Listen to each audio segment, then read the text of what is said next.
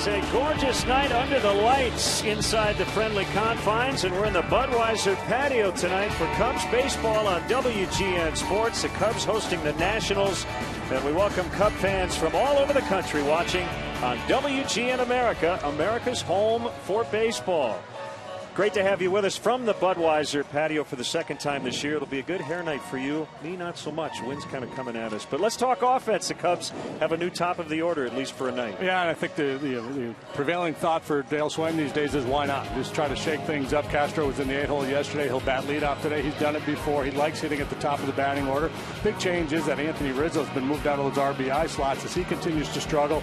Dale moving him up to second, basically taking the burden of that responsibility off of him, and hopefully he can respond like Donnie Murphy has. How about the numbers he's put up since joining the Cubs on August 4th? He's hit .333, 7 home runs, and OPS up over 1,200. He has actually slugged better than Miguel Cabrera has the last 2 weeks. Let's talk pitching. Ross Ohlendorf, real smart guy, went to Princeton. He comes off the DL for the Nationals. Jake Arrieta's been terrific in 2 starts as a Cub. Yeah, a win and no decision last time out against the Cardinals. 7 innings of 2-hit baseball. If Carlos Beltran wasn't in the lineup, he might have had a no-hitter. He was really, really good last time out. So we're out among the fans here in the bleachers of Budweiser patio. Cubs baseball coming up next on WGN Sports.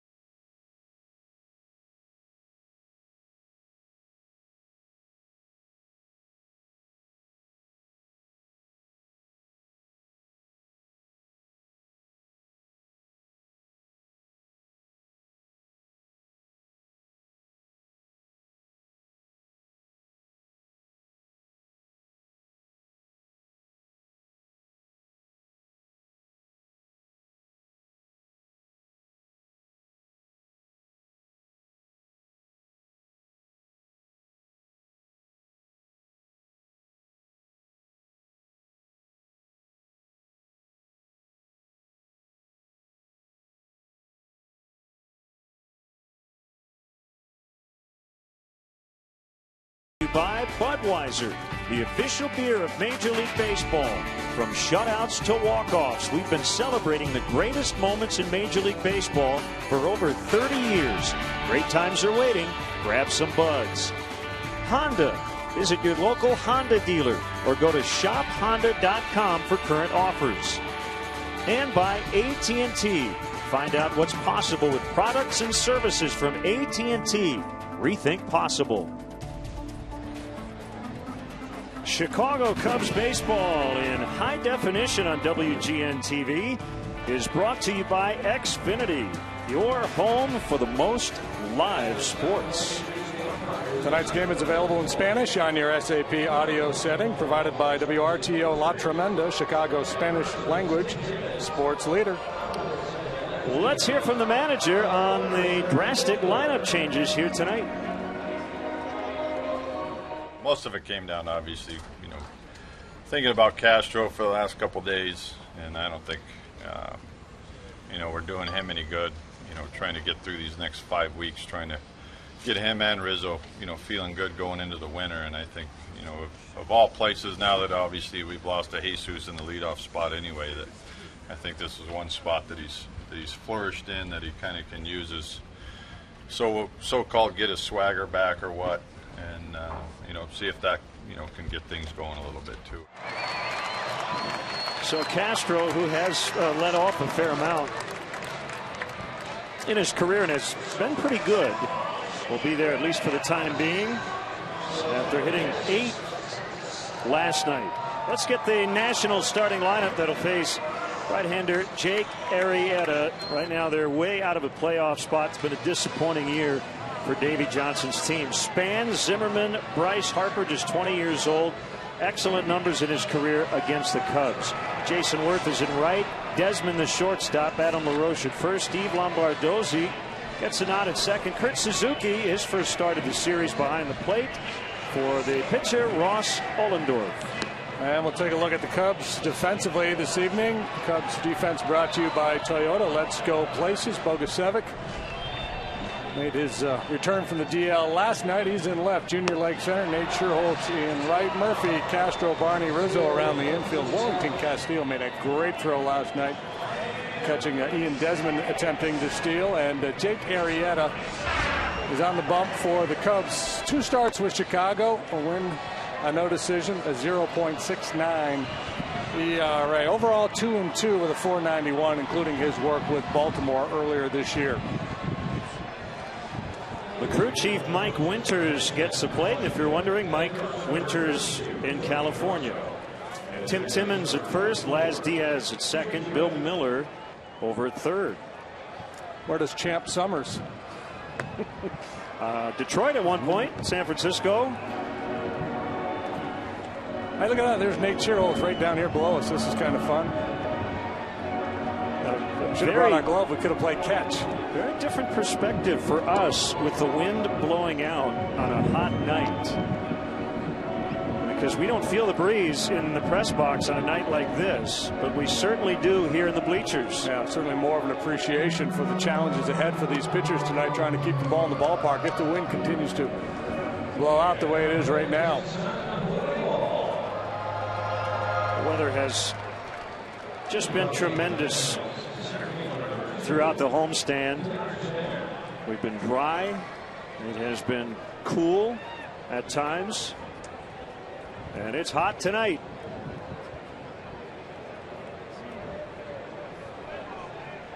Arrieta, essentially a 3-pitch pitcher, fastball, curve, slider. He'll sink his fastball as well as cut it on occasion. Good heater, mid-90s and beyond at times. Curveball was a real good pitch for him last time against St. Louis. The first pitch, it went through Arrieta's legs, but right to the shortstop, Castro. 1 pitch, 1 out. Bernard Span hit it. And it'll bring up the third baseman, Ryan Zimmerman. Hit it hard up the middle. That's what you're taught to do, but that doesn't work so much anymore with all the shifting teams are doing.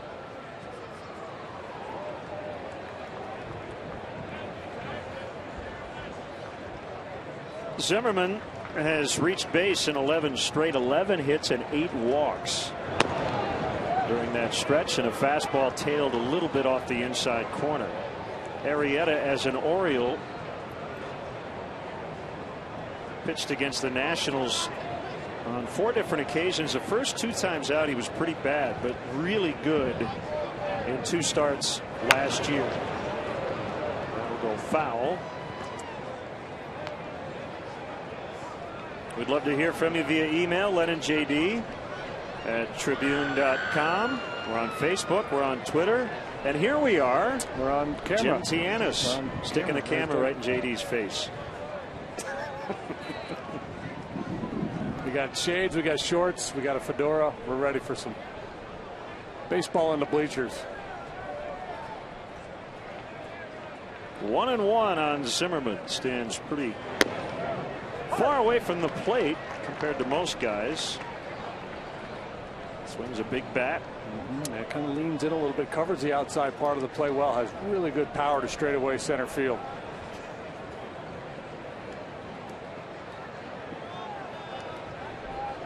Lifts that front heel as he gets ready to work, and called strike 3 and a good sinker. 95 miles an hour from Jake Arrieta. Zimmerman either not ready to pull the trigger on the fastball or looking for something else, because this pitch was right over the heart of the plate. 95 with good movement.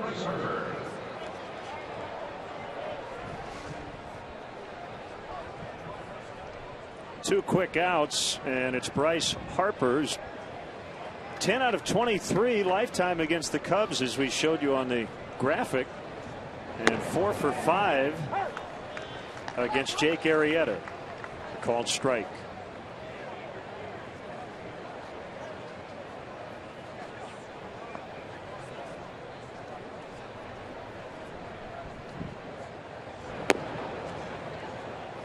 Slider at 90 miles an hour inside.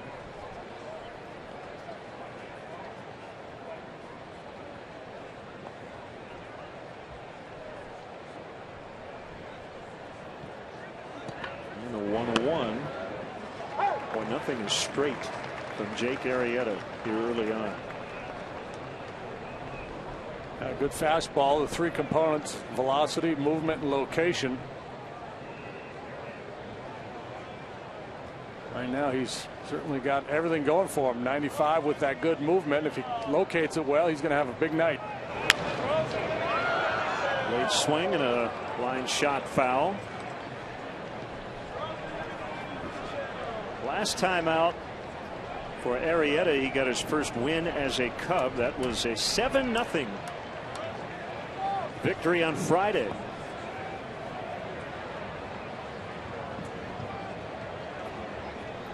Two starts as a Cub. He's allowed 2 hits in each. Cutter up and in.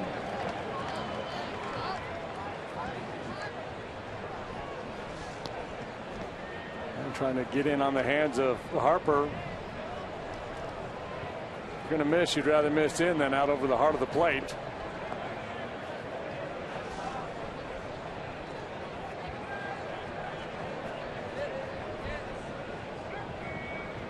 Kick the 2-2 in the air to left. Brian Bogusevic makes a catch, and the Nationals go down 1-2-3 out here in the Budweiser patio. Cubs coming up.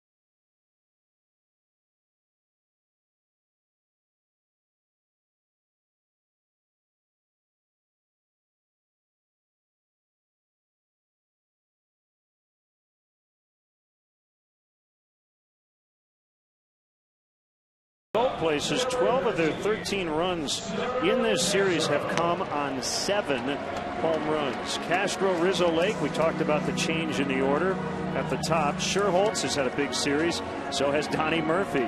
Bogusevic homered last night for the first time as a Cub. Barney batting 7th, Castillo 8th, and the pitcher Arrieta 9th. Nationals defensively and outfield that features Bryce Harper, Denard Span, and Jason Worth. Zimmerman an error last night. He's had problems throwing. Desmond's the shortstop. Lombardozzi gets a start at second. Adam LaRoche solid at first. Suzuki behind the plate for Ross Ohlendorf. Fresh off the DL, a big right-hander, 31 years of age. A couple of starts, 8 appearances out of the pen, 2-0 with a 185. You might say unfulfilled potential for a guy who recently turned 31.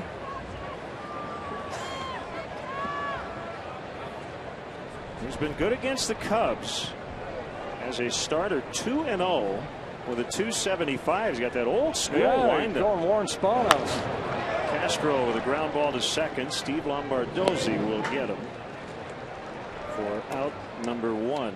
So the numbers against the Cubs have been good for Ohlendorf, but in 69 other starts against everybody else, 14-31 with a 5.05.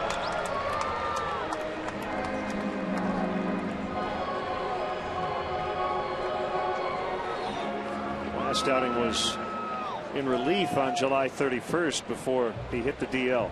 Here's Rizzo. First time he's ever hit second. Dale just trying to take a little pressure off him in terms of feeling like he's got to be the guy, the run producer. So tonight at least he's going to bat in the 2 spot. He's hitting 173 with men in scoring position. And for anybody in that spot with 100 at bats, that brings up the rear in all of Major League Baseball. Yeah, you know, you can tell a young player till you're blue in the face, hey, just relax, do your thing, don't put too much pressure on yourself. But that's easier said than done. So the one thing you can do is move him in the batting order, hope that kind of promotes that kind of thinking from the player. I don't know. I mean, if you're Dale, you're just kind of trying to figure things out the way these two guys have struggled lately. Just trying to shake it up a little bit and see what happens.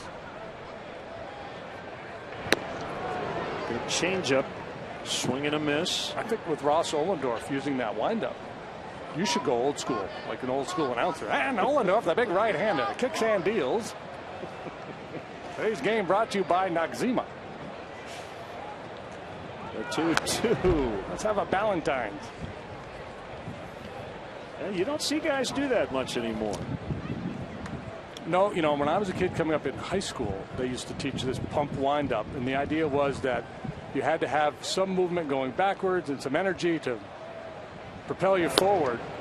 And that's mostly been debunked, and I think maybe with Ohlendorf, and I haven't talked to anybody because I didn't know he was doing this, maybe it was a case where he was just kind of too mechanical before, and they're trying to create a more athletic move. Just get a little something going, and maybe it's to create some deception. Fouled off. All I know is I really dig it. He's already hit 95 in this at bat. Edwin Jackson's a fan. Hey, you know, if you really want to go old school, you could double pump out there.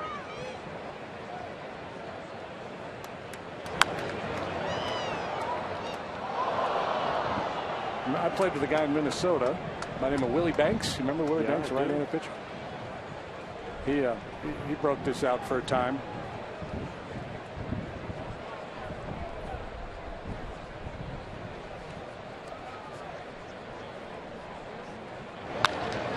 Ball driven deep right center. Gone.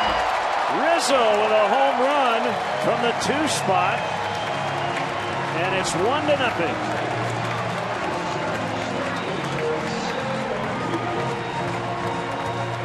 Told him to hit us one before the game. He just needs to pull it a little bit more, but we'll take it. A vigorous high five as he makes his way back towards the dugout. This first struggling hitter feels awfully good. A Ross Ohlendorf fastball is jacked. 19th home run. Here comes just to our right.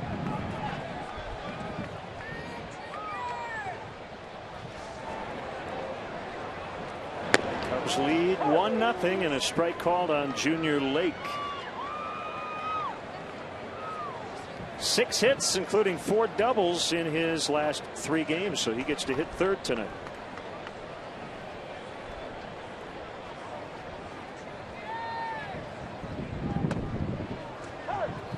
Breaking ball for a strike. And Ohlendorf, fastball, slider, changeup. So far this year, he's leaned very heavily on his fastball. Of course, most of his work out of the bullpen. You mentioned Willie Banks. He pitched for the Cubs right after he was with you in Minnesota. Yeah, I think I remember Willie here. Well, you know this much. If Ross Ohlendorf is doing it, a lot of thought went into it. He is a very cerebral guy. Pitched at Princeton for former big leaguer Scott Bradley. His high school baseball coach was Keith Moreland. And lined out into left center. Harper will get it back in. A head first slide, and it's a double.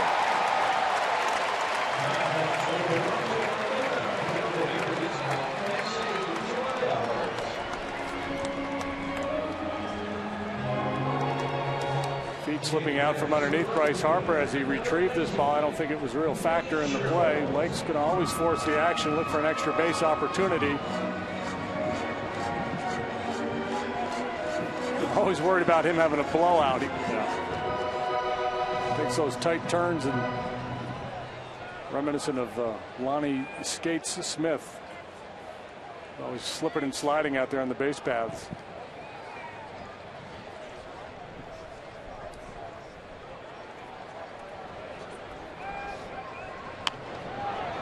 Sherholtz fouls out of play. 4 for 8, 2 homers, a double, 6 RBIs in the series. Most of the damage done Monday night.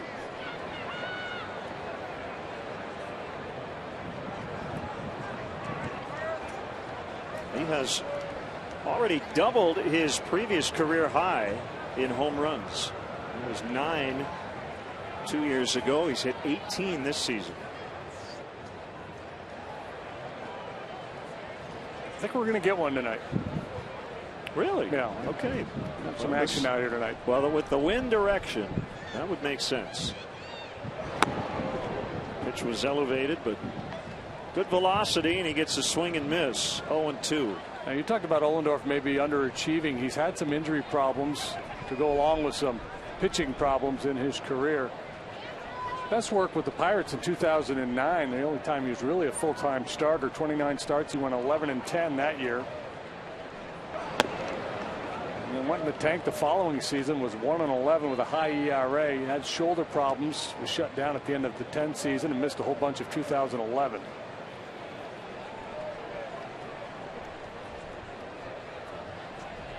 $118 games overall. 75 starts for the big righty. And he made it to the big leagues despite the fact that Keith Moreland was his high school coach.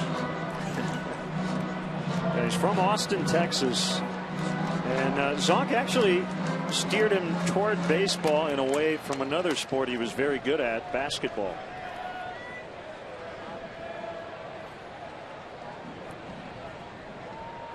Another foul. Make sure you check out Leonard JD's baseball blog at WGNTV.com. Sponsored by Jeff Vukovich, a nationwide insurance agent serving the area for 34 years. To join the nation, contact Jeff at jeffvuk.com. Nationwide is on your side. I have a post on the Cubs young core as Sherholtz strikes out, 2 down. And it'll bring up Donnie Murphy.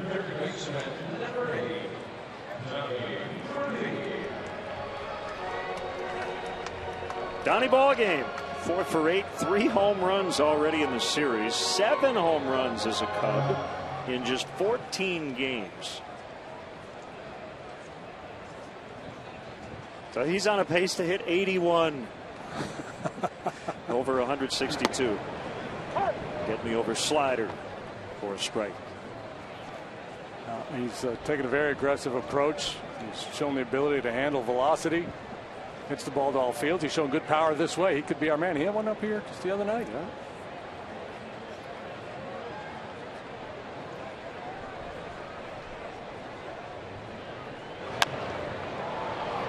This one popped up. I don't think it's going to reach us. As Adam LaRoche makes a catch. Anthony Rizzo moved up to the 2-hole, and he responds with a line shot home run into the bleachers where we are tonight. 1-0 Cubs.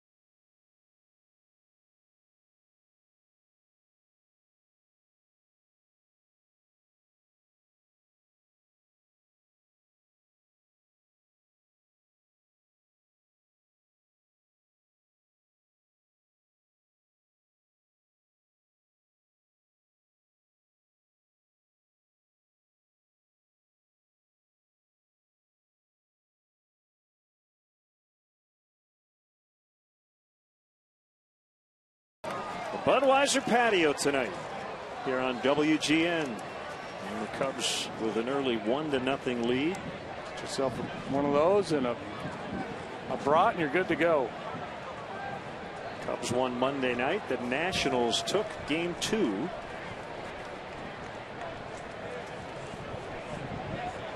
And here's Jason Worth. 1 out of 7 with a couple of walks in the set.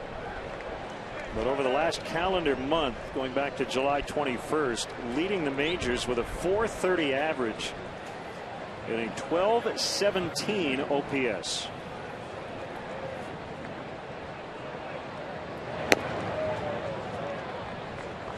So it's safe to say that in tonight's game, we have the hottest hitter in baseball the last 2 weeks and the hottest hitter over the last month.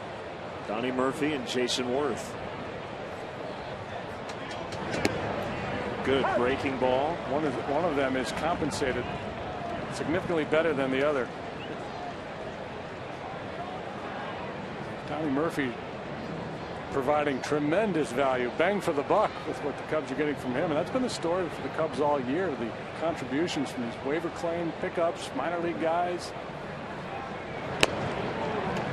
Good fastball. He blows it past Worth for his second strikeout. 1 away here in the second. Hard to believe, but it's been 11 years of MLB.TV. Catch all of the second half action in HD quality. Watch every out-of-market game live on more than 350 mobile and connected devices. Visit MLB.TV today. MLB.TV, baseball everywhere.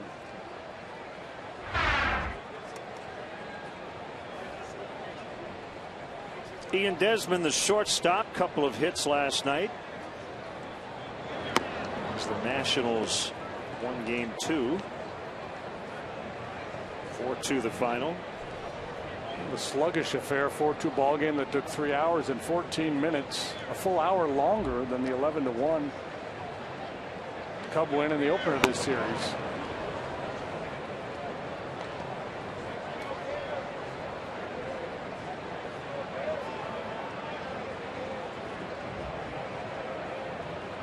Ten hurlers in the ball game last night. Arrieta, the second Cubs pitcher in the modern era to go 6 innings. Each of his first 2 starts as a Cub. at least in a season, allowing 2 hits or fewer in each game. Lon Warnicki the other, 1934. The 3-0 is low. That's ball 4, and the Nationals have their first base runner. Let's step aside and see what's coming up on WGN.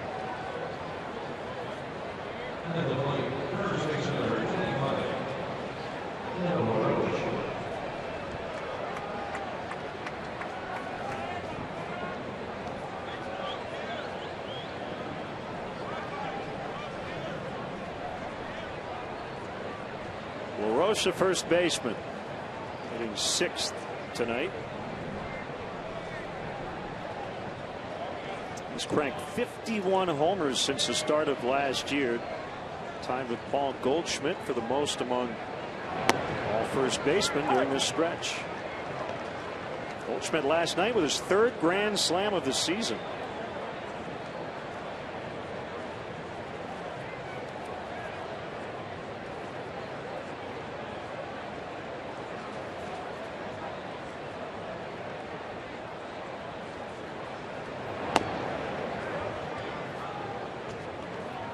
Could be your MVP, Paul Goldschmidt. Certainly in the conversation, right? With he, McCutchen. Some people think Kershaw.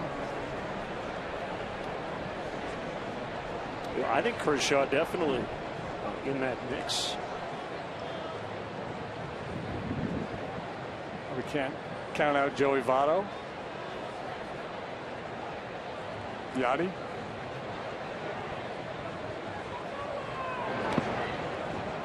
If you were to go by this guy means more to his club than any other guy, I might come down on the side of Paul Goldschmidt. Over Molina. Yeah, just because of the depth of that lineup in St. Louis. There's so many good players. Molina has the advantage penalizing him the defense for being on a good team. Yes, I am. That's why I said I didn't say I was using that argument. I said if you went with the argument, this guy means more to his team than anybody.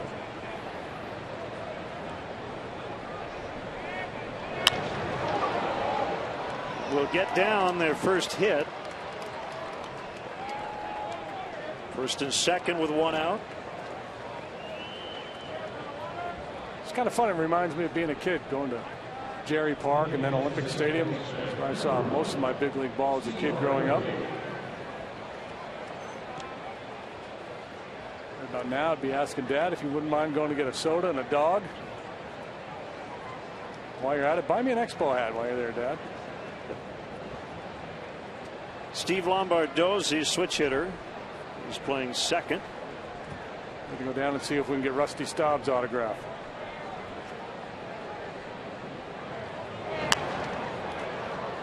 Lombardozzi's dad, also named Steve, middle infielder for the Twins and the Astros. Got a World Series ring in Minnesota in 1987.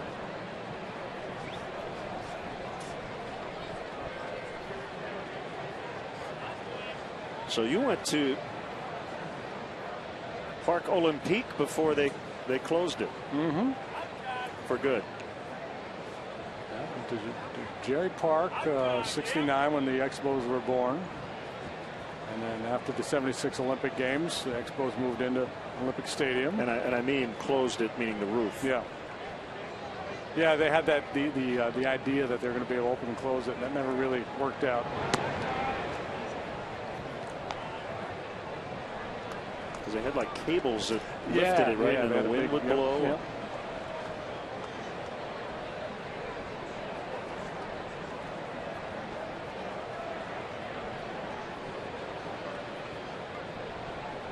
Two on, 1 out, and a 1-1 count. You get 2-1. Arrieta's been pretty upfront, you know. If I throw strikes, I'm in good shape. That's been the chore. Command. He had been pretty good in his first 2 starts. The stuff is there again tonight.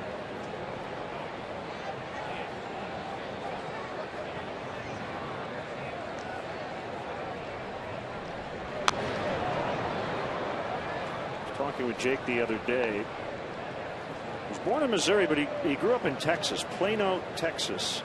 And he was on a terrific Little League team that went to the regional finals one year. They got to within one game of going to Williamsport.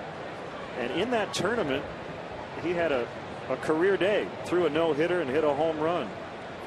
Wow. And he became a Cub fan by watching the movie Rookie of the Year, and also loved Kerry Wood.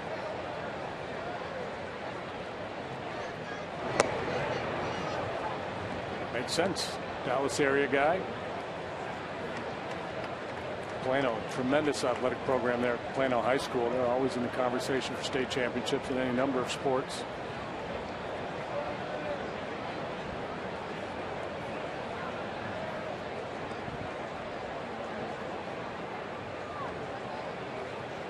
Situation here where you have to challenge. Lombardozzi doesn't hit for a lot of power. Trying to keep those runners honest. See if they'll be on the move here. Maybe Johnson not terribly aggressive for a big league manager these days. Doesn't push too many buttons. He loves the 3-run homer, and the wind blowing out tonight. Yeah, a night like tonight, you're hesitant to take a lot of chances on the bases. You don't want to run into outs, make mistakes. Just let your hitter swing and take advantage of the wind blowing out. 17 years as a major league manager, or at least parts of, for Davey Johnson. There's not going, and that ball bounced foul. 14 of his 16 full seasons as a manager, he has finished first or second. He's used to winning. Yeah, he's had a terrific career. As a player, he finished up as a Cub, 24 games, 1978. Last game was here at Wrigley Field, September 28th of that year, against the New York Mets, a team he would later manage. Another 3-2, and another foul.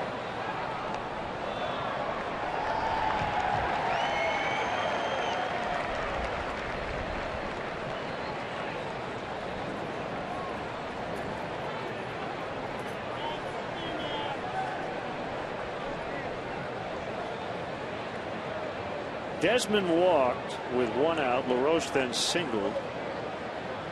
A long battle here between Arrieta and Lombardozzi. And they're loaded.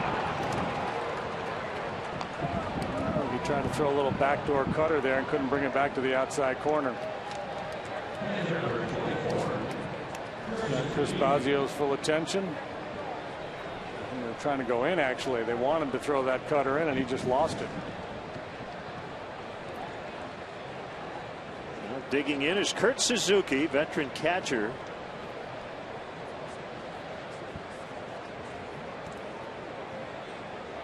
Making his 73rd start. Used to be an Ironman behind the plate for Oakland since 2008. Only Yadier Molina has made more starts at catcher in all of baseball than Kurt Suzuki.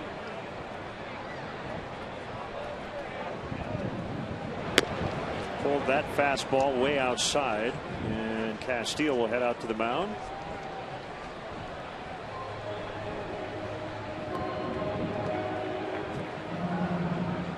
You know, it's he's fortunate in that he's kind of lost command here, but he's down towards the bottom of the order. He's got 8-9 here to contend with the 1 out and the bases loaded. So if you can kind of find it here, he's going to be okay.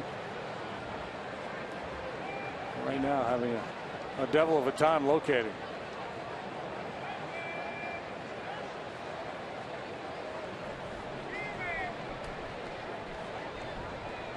Nationals as a club hitting .256 with the bases loaded. They've hit 3 grand slams.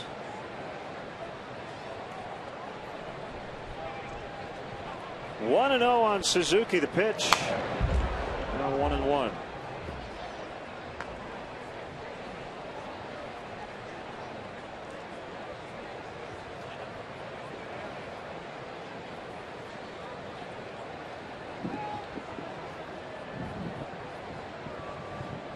What are we having? A dog? A burger? It's like a burger.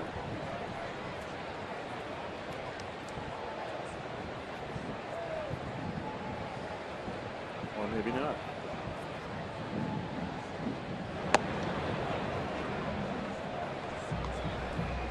So I know in Chicago, ketchup on a hot dog is out. That's not allowed. Nope. What about burgers? I think it's okay. Pretty good. You can go anywhere you want with a burger. Yeah, I don't put ketchup on any of my sandwiches. Mustard. I use it for fries, but I'm a mustard guy. Yeah. How about you? Yeah, I'm a traditionalist. I'm ketchup on the burger and mustard on the dog. Foul tip, strike 2, 2-2. Oh yeah. There's a hot dog in there somewhere, but he's covered with condiments. Yeah, you got the whole food pyramid right there.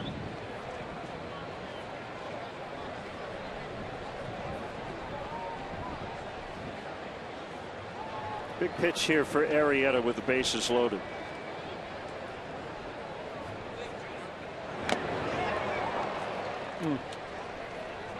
Suzuki did him a favor. Went out of the zone, but he got a piece, and we'll do it all over again.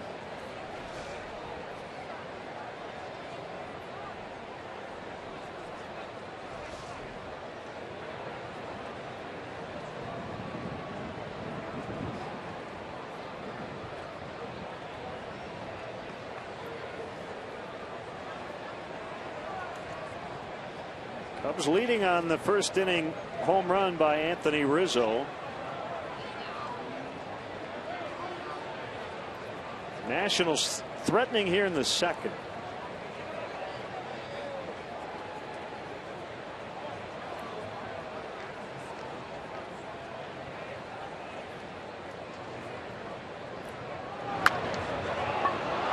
Gets past Rizzo, and the Nationals will get a couple of runs. The throw will go to third. Lombardozzi's in there. Desmond and LaRoche crossing the plate. It's 2-1 on the RBI single by Suzuki. I think Anthony got a glove on it. Yeah, I think so too. And I think if he left his feet, he probably could have fielded this ground ball, but he wanted to stay on his feet to try to complete a double play. The ball had a lot of pace.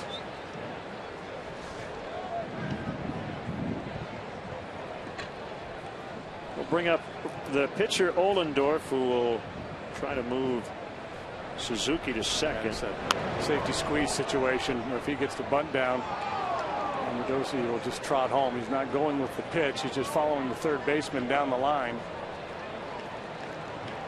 This has kind of become the default play. First and third, one out with the pitcher up there.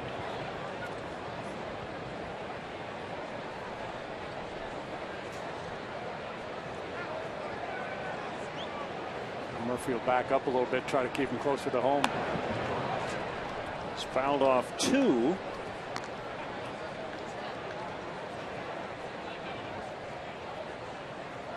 This is only his third start of the year, so he hasn't had a lot of chances at the plate last year. Seems like that's something Coach Moreland would have stressed, the fundamentals.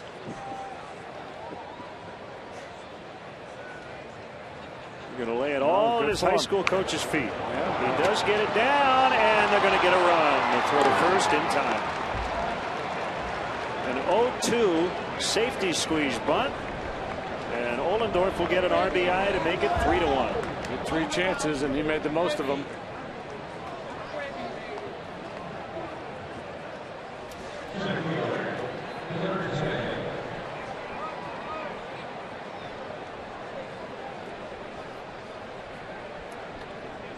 Pitch might have been a little too kind with a guy with 2 strikes on him up there trying to bunt. You know, throw a breaking ball off the plate, go way up with a fastball, try to pop him up. Made it pretty easy for him there on that third offering.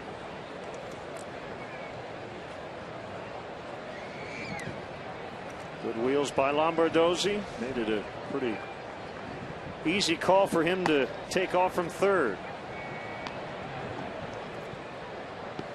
So Suzuki is at second. 3 runs in.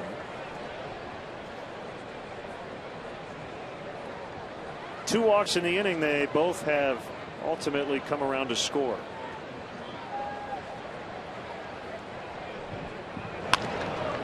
On the ground to Barney, who backs up into the grass and gets the out. A long second for Arrieta. Nats get 3 and now lead by 2.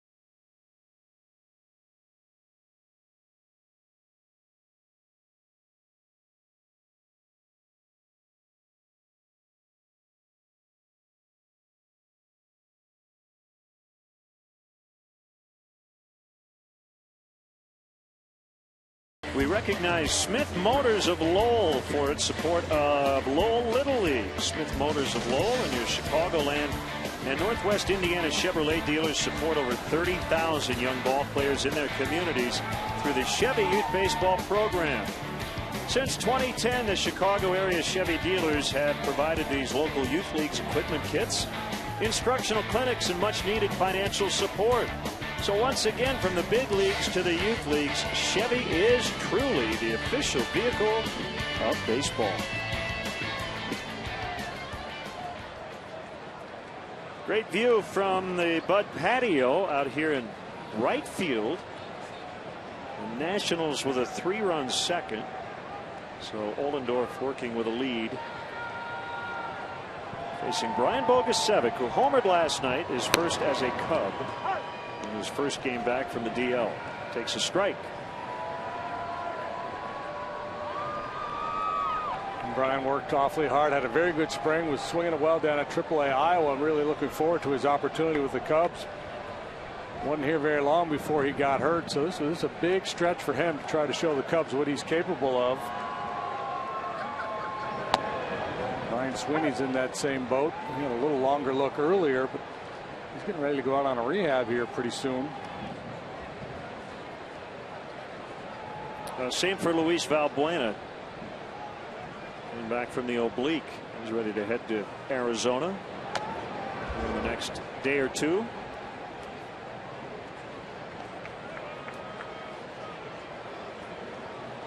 Say cheese.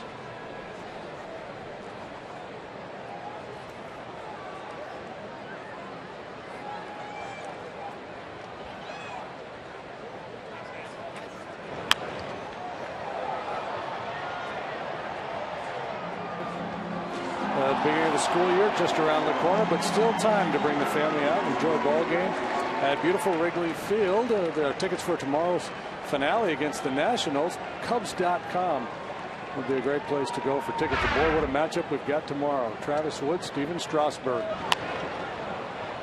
Got in on him and he popped it up. Desmond with the catch.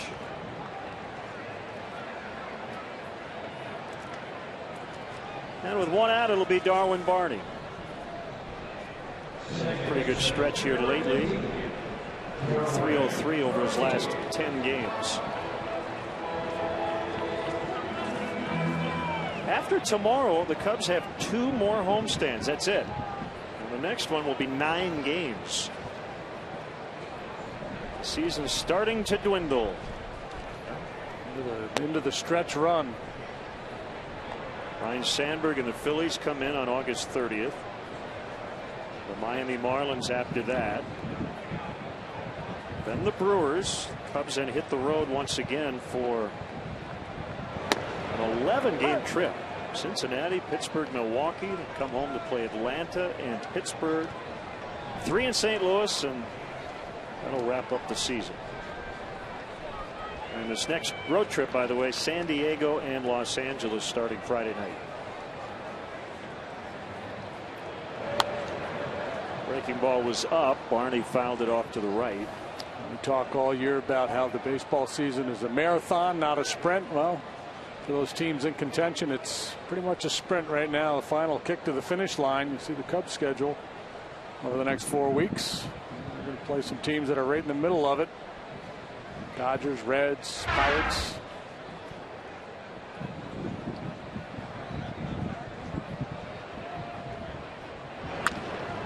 Bounced up the middle. Desmond moving to his left, and he throws and gets it.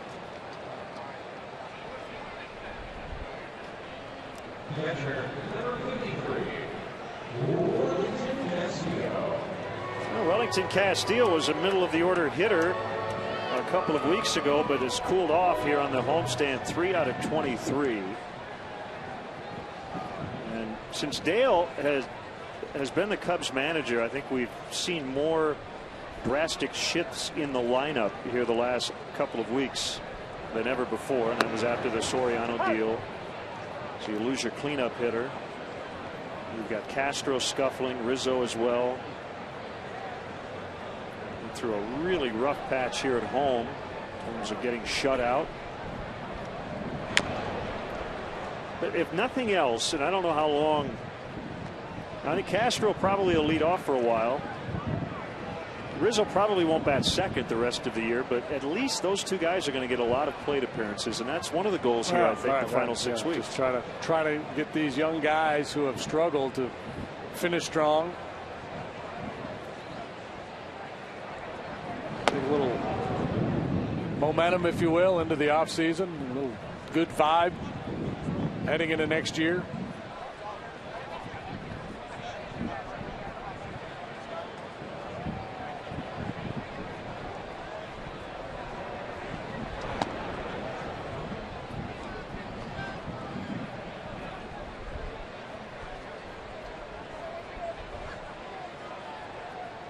Two and two on Castillo. You see Arrieta in the background on deck. Truly the wind, and the pitch, swing and a miss on a changeup to end the inning. 2 strikeouts for Ollendorf. The Nats lead 3-1.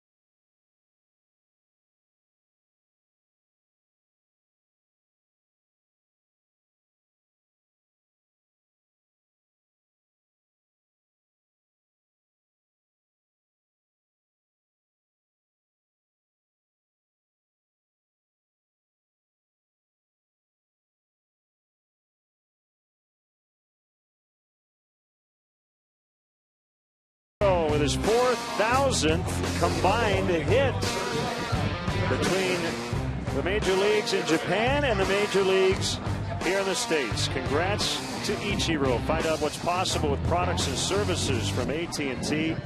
Rethink possible. You see getting a hug from Alfonso Soriano. Also in that game, Jason Nix of the Yankees got hit by a pitch on his left hand and suffered a broken hand. R.A. Dickey hit him.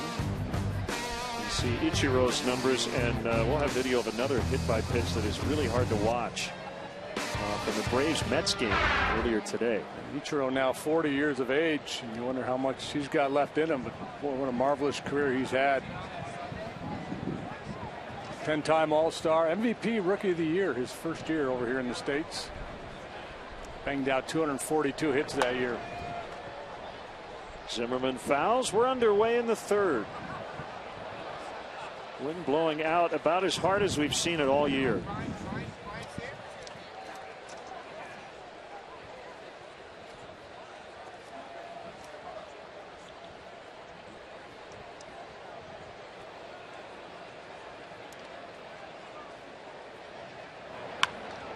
Breaking ball was up.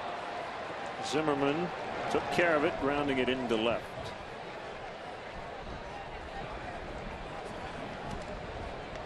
Well, this is terrible news for the Braves and Jason Hayward. And this is hard to watch. Hit by a John Neese pitch in the jaw. Fractured the jaw. He's going to have surgery in Atlanta tomorrow. He's going to miss 4 to 6 weeks. And very, very scary situation. That's what, you know, the hit batsman controversies of late and all the conversations about its place in the game. It's still very, very dangerous. Leadoff man on. And a breaking ball just blowing inside on Harper. People sometimes give pitchers more credit than they deserve in terms of their ability to throw the ball where they want to. Every time a player gets hit, they think, well, he's throwing at him on purpose. That's not the case. And likewise, when you go up and in, you know, sometimes it gets away from you. You create a very scary situation. So even if your intent is just to drill a guy in the ribs for whatever reason, sometimes it gets away and it's up around the head. It can be life-threatening. Of course, the one today, I don't think there was any intent at all. He was just trying to go in on Hayward, and Hayward wasn't willing to yield. So, plenty of cushion. Yeah, the Braves won today, 4-1 in 10. 120 days the Nationals have spent in second place. They've been simply mediocre pretty much all year. They haven't been more than 5 games above or 6 games below 500 at any point. Team that won 98 games last year to pace all of Major League Baseball. Chris Johnson with the game-winning 3-run homer for the Braves in the 10th. Called strike.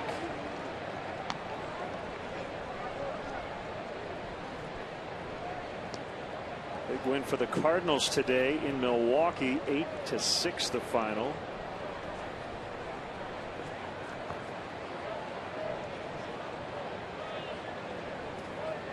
They led that game 7-0 early. Winning by 2. Ball 4. Trouble here for Arrieta. 2 on, nobody out.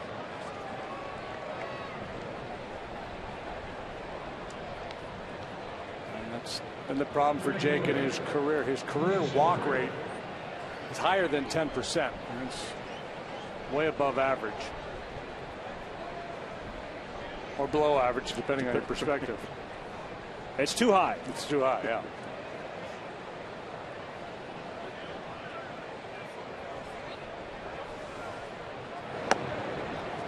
So is that pitch. Here comes Chris Bosio, and that's the thing when you watch Jake here tonight. It's not like he's consistently up, consistently down. He's been up more than down, but he's kind of missing all over the place. Well, we have a moment. Let's step aside and see what's coming up on WGN.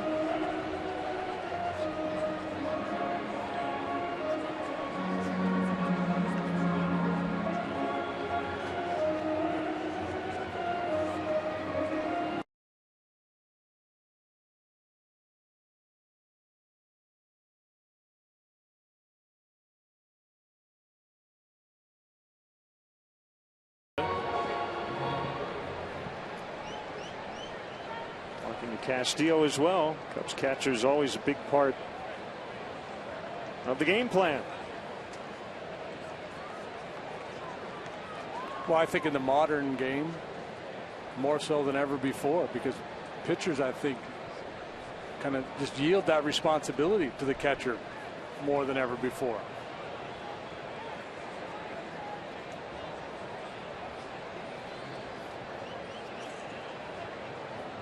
One and 0 on a dangerous hitter.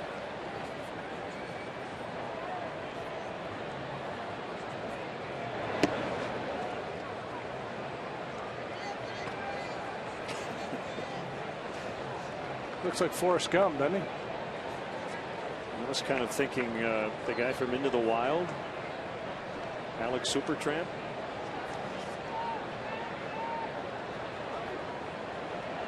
You can see that guy camping in Alaska by himself, can't you? Oh, yeah. 3-0. Living off the land. He's a very patient hitter and will be doubly so with Arrieta having a hard time finding the plate. That doesn't mean they wouldn't turn him loose if they trust his strike zone judgment, and he's very good in that regard. If he gets a cripple, he might take a whack at it. And he drives that ball out in the deep left center on a 3-0 pitch for a 3-run homer. Last night, Jason Worth swung at 2 3-0 offerings and fouled them both off, but he obviously likes to swing at that pitch, and now it's 6-1. Yeah, for a dangerous hitter, sometimes it's the one fastball you can count on getting. You know, pitcher will throw that 3-0 fastball in there, hoping you're taking. And if he gets it in there, then he'll start working sliders or off-speed stuff. So as a power hitter who likes to hit the fastball, that 3-0, and one time they really know they're going to get it. And as I mentioned, a cripple fastball on 3-0, he would likely turn it loose.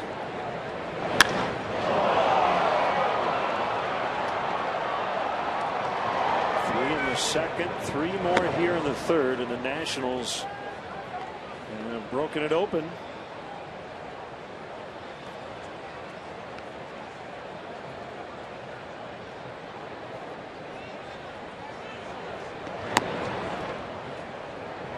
That looked like a strike. Carlos Villanueva's up early here in the third.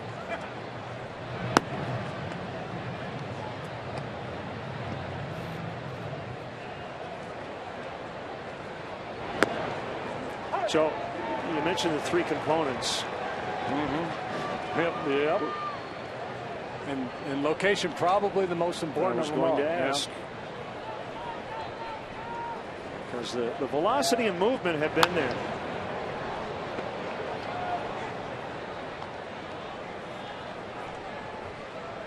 I guess interchangeable maybe words would be execution and location. Yeah, right. Yep. The ability to be a pitch maker. People that follow baseball have heard it for years, the difference between a thrower and a pitcher. Called strike 3.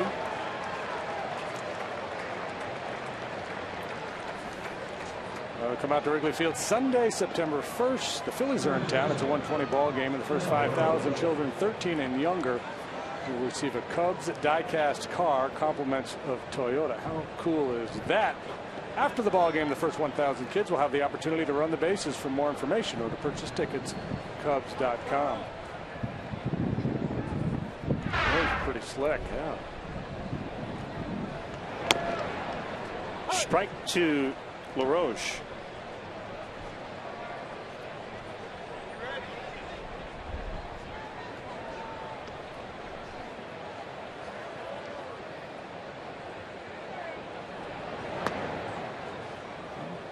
Our best wishes. Get well, Mike Shannon. Longtime Cardinal player and broadcaster. Mike had heart surgery on Monday, recovering back in St. Louis. Determined to be back in the booth before the end of the year. Get well, Mike. Yeah, absolutely. One of our favorites. Also, we want to send out get well wishes to 92-year-old lifelong Cub fan, season ticket holder Bob Friedrich. Watching from the hospital tonight. Longtime resident, building maintenance volunteer at the Irving Park YMCA. Mr. Bob, get well soon.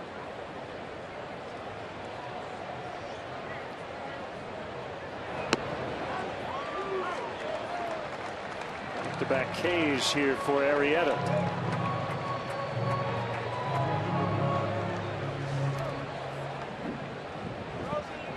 If you're having a hard time locating the fastball, maybe find a little success with the breaking pitch. Good tight over the top curveball there from Jake.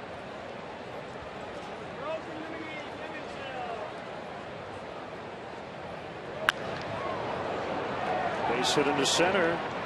Bombardozzi on the second time. Happy 37th birthday to Charlotte Parker from Hickory Grove, Illinois.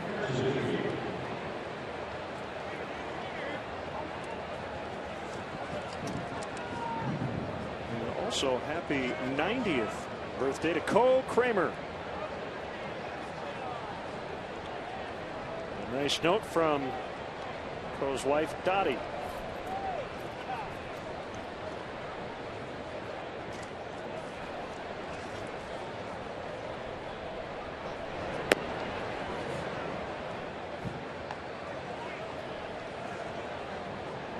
Suzuki with the go-ahead 2-run single in the second.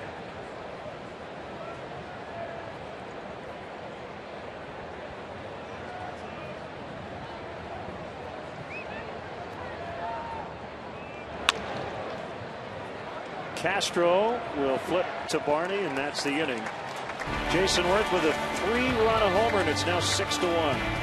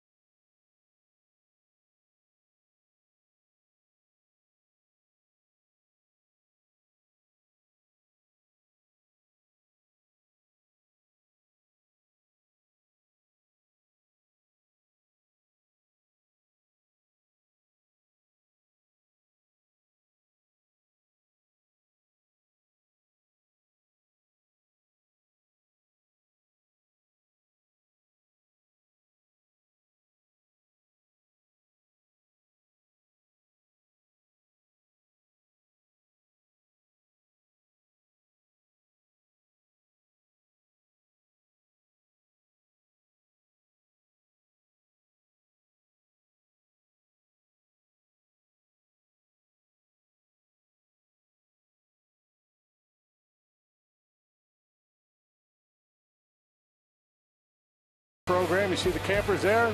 Reunion time here at Wrigley Field, lining up to March. And there's the big team photo. 1 week all-day instruction held at various baseball facilities between June and August. The boys and girls between the ages of 6 and 14. So all kinds of goodies for them. Hat, jersey, uniform. Got to meet some of the players. A good time was had by all, and a chance to trot out in the field here at Wrigley. Good night for those kids. Great spot out here in the Budweiser patio. Got to get some runs, though. Cubs trailing 6-1, but the wind is blowing out. That's exactly the good news. Right. It's the kind of night. You might be surprised to see 10-9 ball game. So Arrieta will take the at bat. Leading off the Cubs' third. Swing and a miss, 0-2.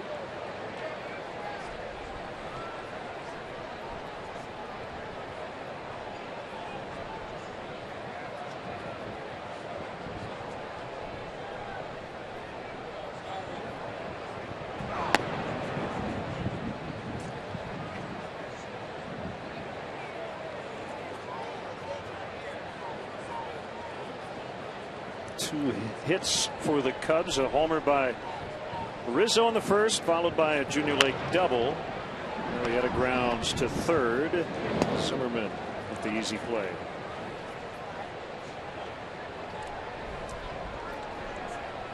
Let's take a look at the Cubs Illinois Bone and Joint Institute injury report. It's a long one. Got a little shorter when Brian Bogusevic came back. At the bottom there, the one guy who might return this year, Scott Baker. You mentioned Sweeney, Balbuena, Matt Guerreer's done. Recently had surgery on his right arm. Injury report sponsored by Illinois Bone and Joint Institute, IBJI, helping you move better so you can live better. Visit IBJI.com.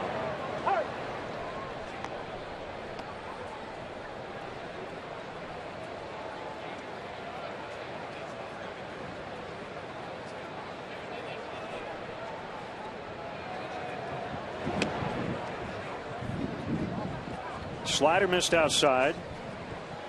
Castro hit 8th last night. He's been in a real tailspin here offensively. 1 out of 28 on the homestand. I think the promotion to the leadoff spot, again, just trying to get him as many at bats as possible. That'll get past Zimmerman into shallow left.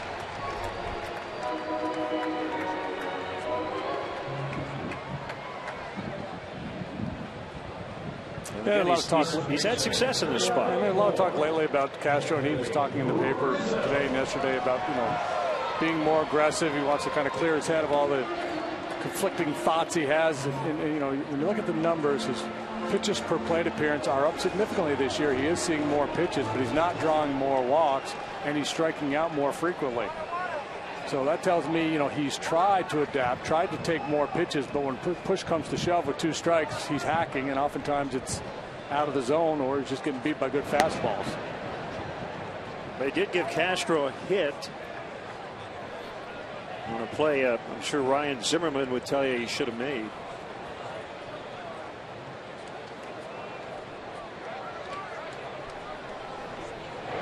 Slide step and a fastball outside 2-0. Well, let's take a look at tonight's drive to victory. It was Anthony Rizzo's at bat in the first. A fastball from Ross Ohlendorf. Home run number 19. Drive to victory is brought to you by your local Chicagoland and Northwest Indiana Mazda dealers.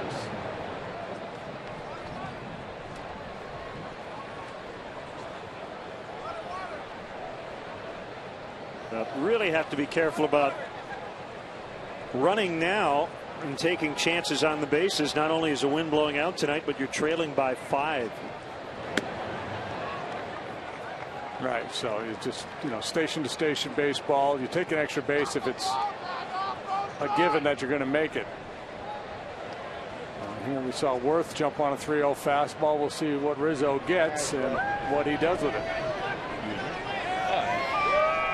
You ready over there, folks? Ball 4.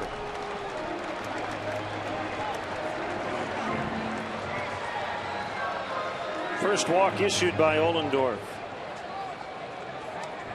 Not surprisingly, it's the guy who took him deep. You see it all the time.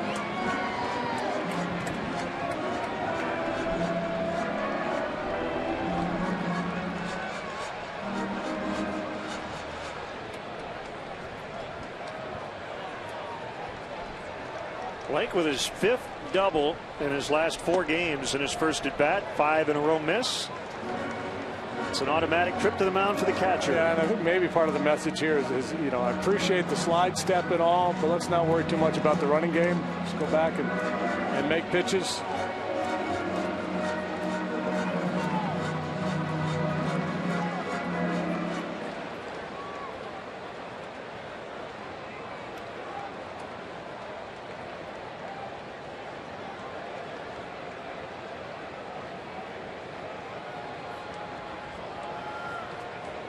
Castro at second, Rizzo at first, the 1-0 to Lake. 2 balls, no strikes. I feel a little funky for Ohlendorf when he goes to the stretch. There's so much movement in his full windup with all that pumping he does. It comes from the set, and obviously you can't do that.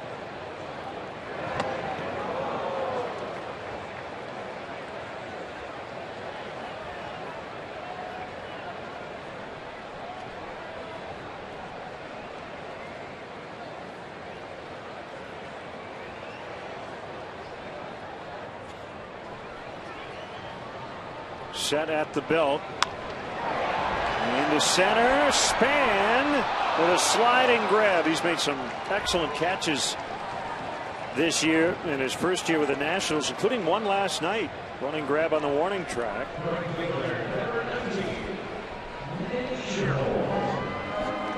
Pretty well hit here by junior leg, but Span with a nice break. Hauls it in before hitting the dirt.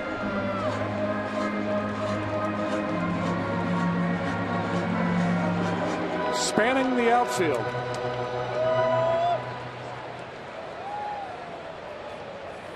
Now up to Nate Scherholtz with 2 outs. Trailing Anthony Rizzo by a home run. 19-18, right to the shortstop, Desmond. And the inning is over. Cubs lead 2 at the end of 3. Washington 6 and the Cubs 1.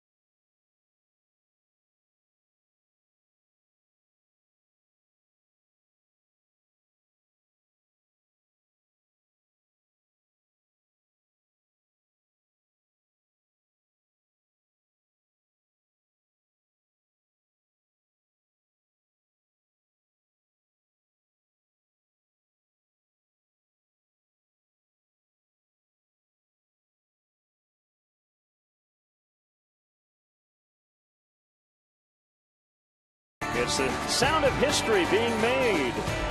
Here we go. Out in the Budweiser patio tonight. Broadcasting live. Nationals with back-to-back 3-run innings, leading the Cubs 6-1. Here we are. JD's the mayor. Everybody wants to talk with you. Yeah, we got hair flying all over the place with the wind tonight.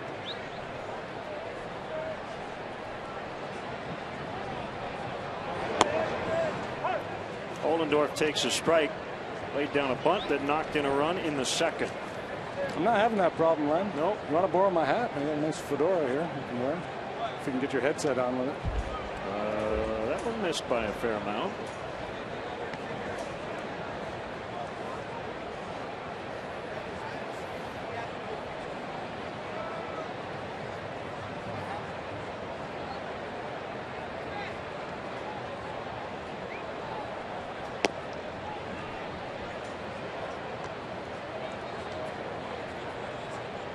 It's going to be the rally cap tonight.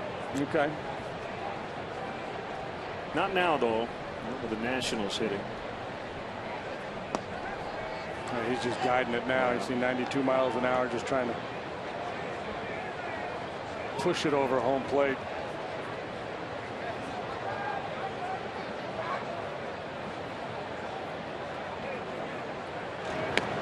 Ball 4 to the pitcher, and about 3 of those pitches were not even close.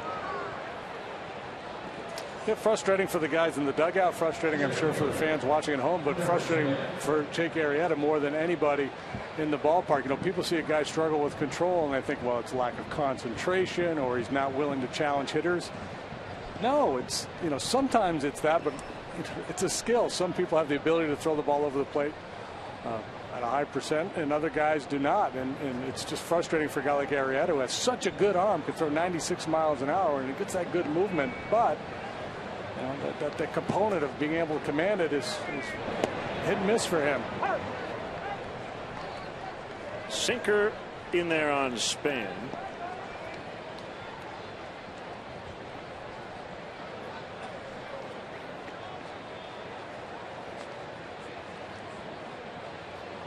We have not seen the newest National make a start yet in this series, David DeJesus. He did pinch hit against Jeff Samardzija the other night and went 0 for 1. But basically went from playing every day to doing a lot of that after he was sent across the field on Monday. Yeah, claimed by the Nationals on waivers. The trade was worked out. And a lot of folks think that this will not be the final stop for David this year, that the Nationals may be looking to move him. Ball to third. They get 1. They get 2. How about a 5-6-3 double play?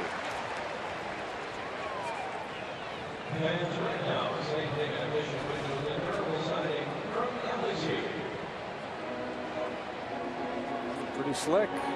Murphy the only guy on that side of the infield, but he was the only one needed. This is how we're used to seeing it from up behind home plate.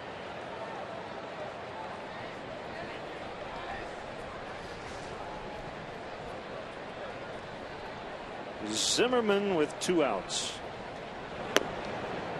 Great note from Ed Hardig, Cubs historian. May 30th, 1922, Cubs and Cardinals trade outfielders between games of an AM/PM doubleheader on Decoration Day here at Wrigley.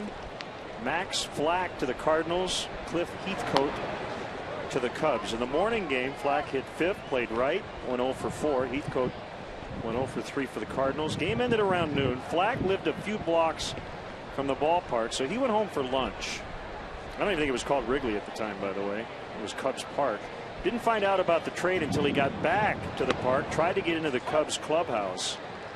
Bill Killefer, the Cubs manager, greeted Flack with, "Maxie boy, you're in the wrong clubhouse." So then he batted leadoff and played right for his new team in game 2 and went 1 for 4. I love it. I don't know what I like better, the Went home Maxie for boy or lunch. the going home for I lunch. think going home for lunch is a pretty good one. Went home, got a bowl of tomato soup and a peanut butter and jelly sandwich, and came back for the nightcap. How about a morning afternoon doubleheader? We have the day nighter. How about an 8 a.m. 3 p.m. That's good stuff. Got to start early if you're going to play 2 without lights. Cub fans, if you want to manage the game along with Dale Swaim, log on to WGNTV.com right now. Click on the WGN Sports Game Zone banner to connect to all the up-to-the-minute stats and information while you're watching from home. Game Zone is sponsored by the Great Escape Pools, patio sets, play sets, hot tubs, and more.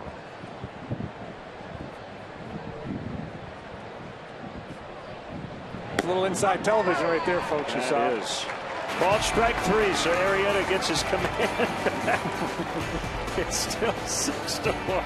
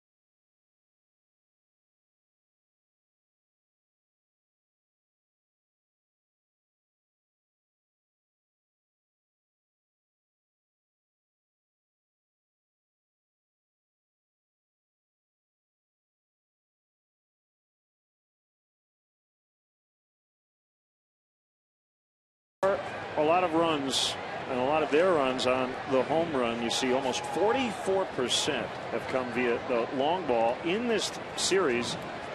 2.5 games so far, 13 of their 14 runs resulting from the homer. Get peace of mind with Xfinity Home, the total home security and home control solution. It keeps you more connected to what matters most. Good timing with Donnie Murphy coming up. He of the 7 homers in 14 games. A couple of multi-home run games already.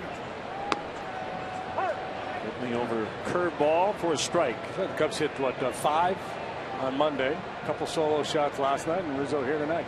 8 so far in the series.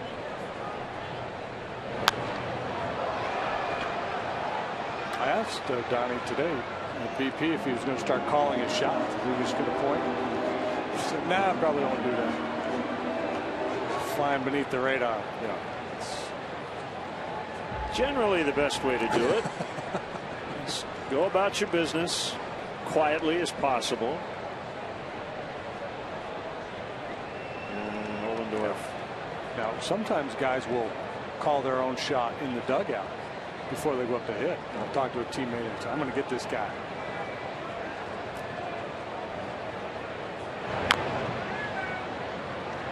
One of those nights where they're seeing the ball well, they think they've got the other guy figured out.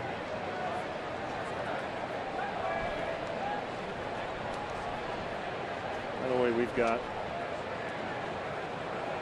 headed our way an Italian beef big slugger nacho in a helmet.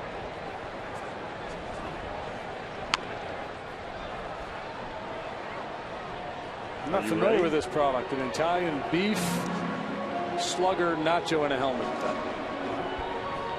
Here it comes. Cue the Jaws music. Spill it.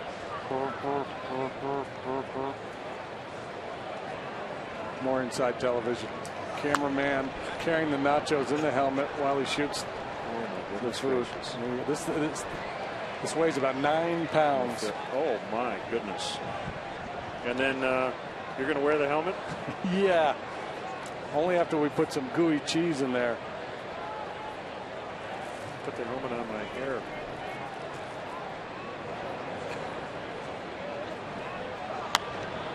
Another one fouled out of play. Here, have some napkins. You're going to need them. Yeah. Here's a fork. You may or may not need that. You might just want to go face first right into that. Well, this is the greatest job in sports, and one of the reasons is we never go hungry. Here on WGN. Where to begin? Where to start? You go first. Well, this is really good. Bounce that one out in front of the plate. 2-2. You like? It's got a nice finish. Got a little kick, a little spice in there. I like the nice texture between the meat and the cheese. You get the crunch of the chip. I think it's a winner. I got a little heartburn. I had one bite and I've got heartburn working.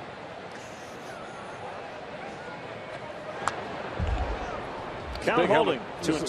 This is a Bruce Bochy size helmet too, so you get plenty for your money.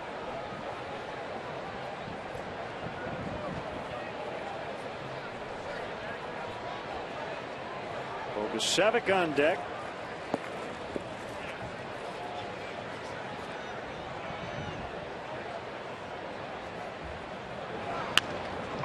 Ground ball to Zimmerman.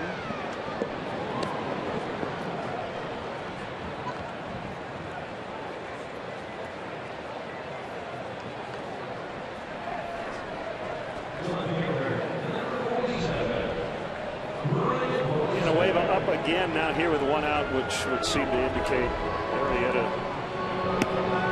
was done after 4. Jake with 78 pitches. That's a lot in 4 innings. Yeah, a lot of pitches made under duress tonight.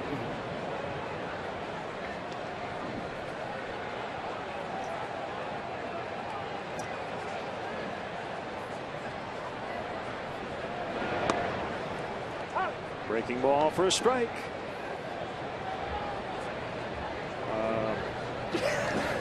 Hey, we're not putting any nachos in my hat. Want some Tommy Bahama my stylish nachos. lid.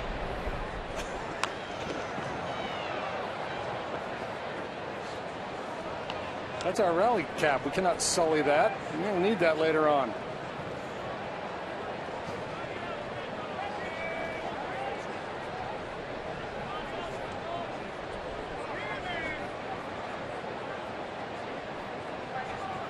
Ollendorf's 0-2 inside by design.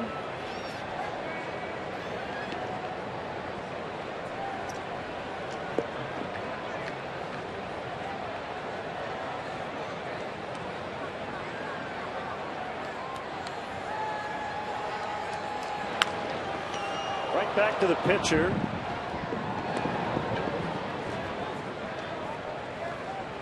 And 2 away.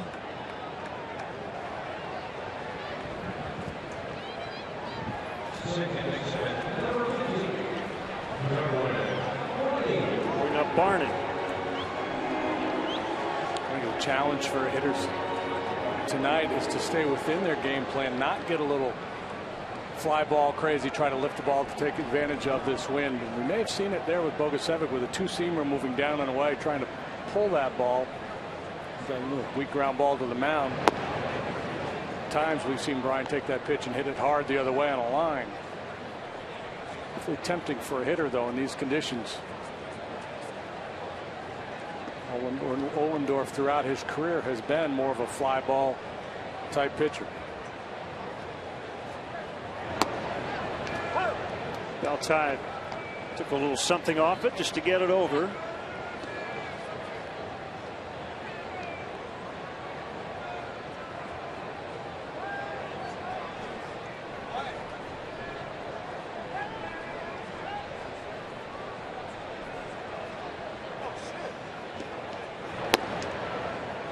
That's low.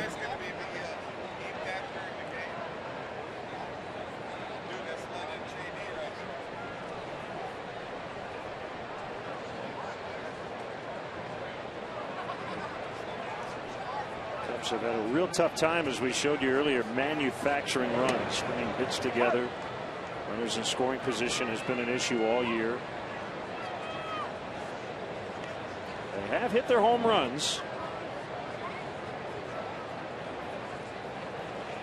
Does lead to some inconsistent performances. You get 5 home runs, you win. If you don't get any, you don't.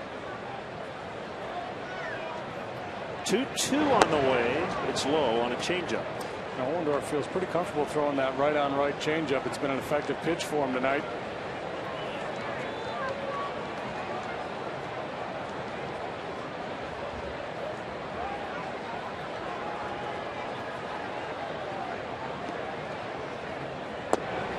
All 4, he walked him.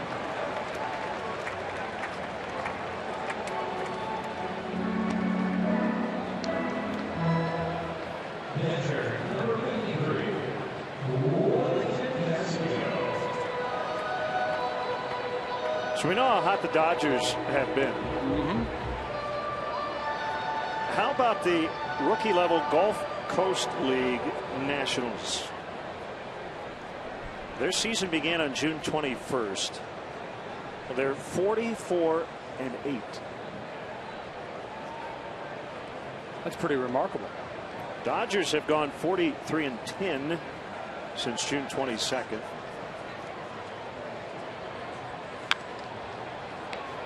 Zimmerman will feed Lombardozzi, and the Cubs are feeding us very well tonight. You wouldn't have known it. We ate the whole thing. 6-1 Nationals.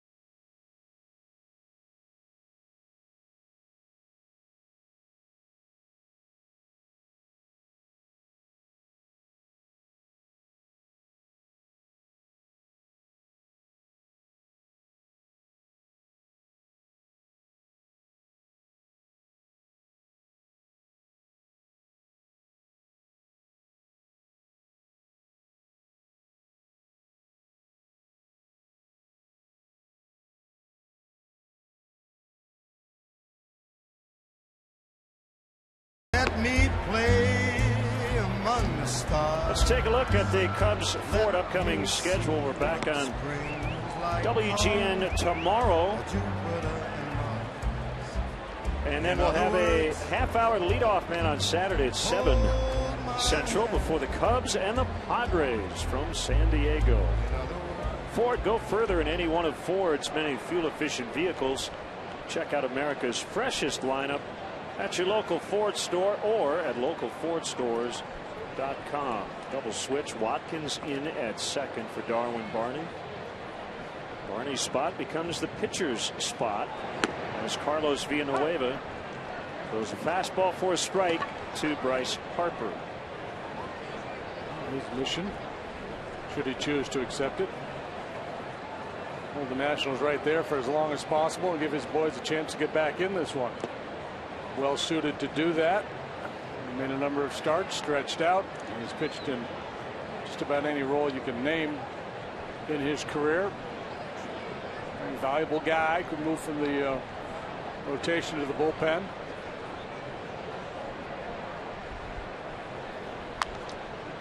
Does it without a complaint.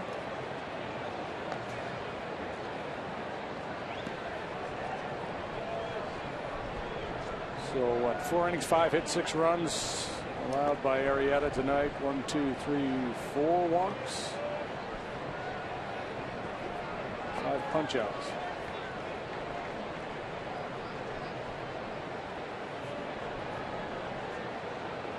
The 1-2 just missed.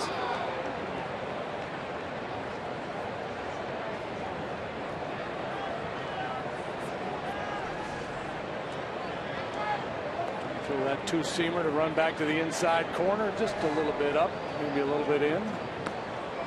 Chased a bad one that time for strike 3.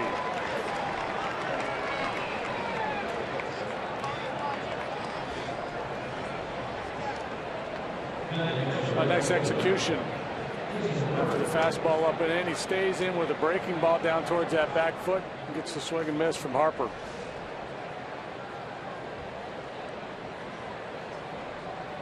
Hanging with our friends out here in the Budweiser patio.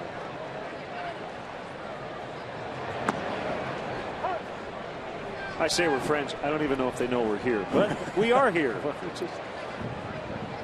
They're our friends whether they know it or not. Right.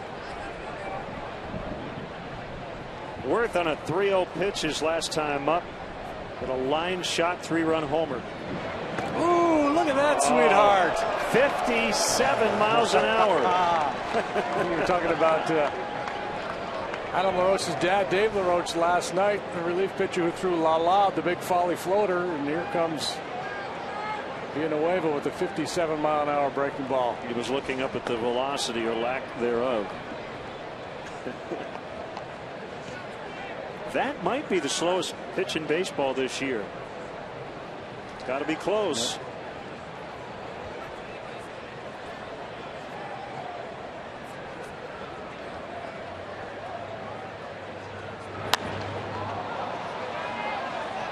Right in front of us, Nate Scherholtz calls it in. There you go, Nate. Come watch the Cubs as they take on the Brewers on Friday, September 6th at 1:20. Throughout the game, lucky seat winners will receive special prizes, compliments of Frito-Lay. For more information and to purchase tickets, visit Cubs.com. Desmond has walked, scored a run, and struck out.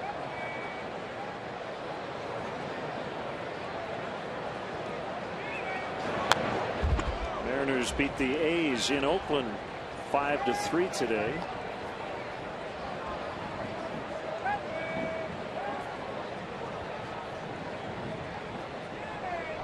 So they were in the final 2 games of that series. The A's have been mediocre since the break, 15-16. 1-2-3. Go the Nats, leading 6-1.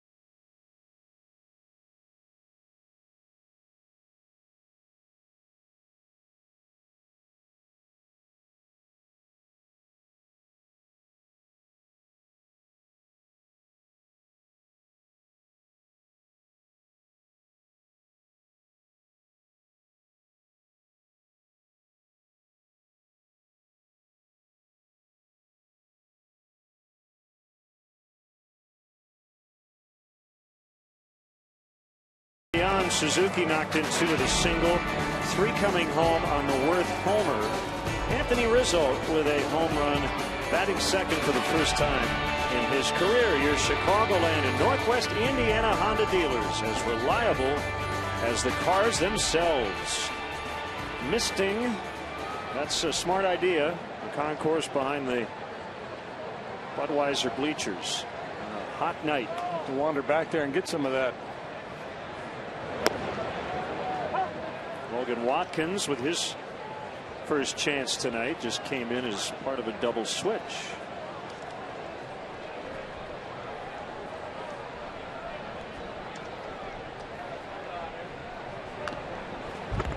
Changeup bounced foul behind the plate.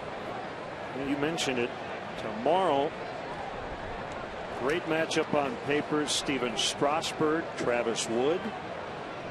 Strasburg has been a real tough luck guy this year. Same for Wood, actually. Strasburg with a 293, but it's only been good for a 6-9 mark. Wood has a 313. He's 7-10. Yeah, run support's been a big issue for both of those guys. It'll be a hot one here tomorrow afternoon.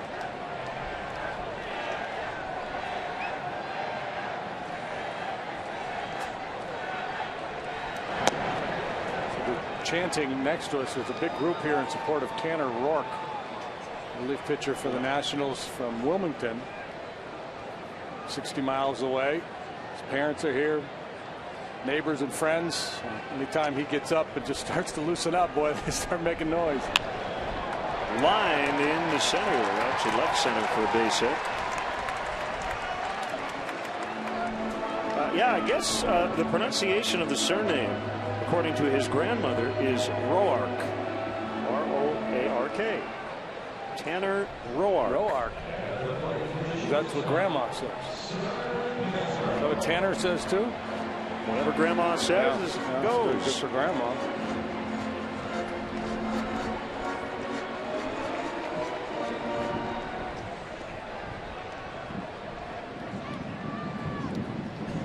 Yeah, they've been chanting his name between innings all night.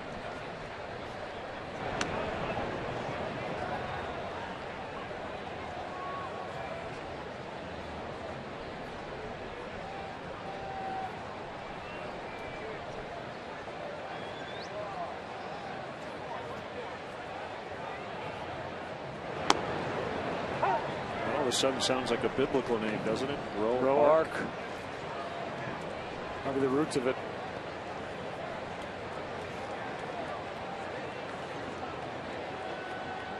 Watkins single to start the inning. 1-1 on Castro, who's 1 out of 2. And the pitch got in on him. Zimmerman, Lombardozzi, safe at first.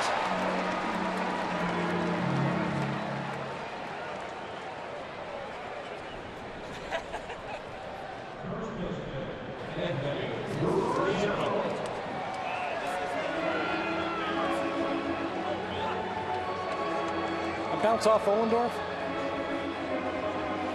Hard to tell from out here. No, it didn't. Just pulled it to third base. I need to get my prescription tightened up a little bit.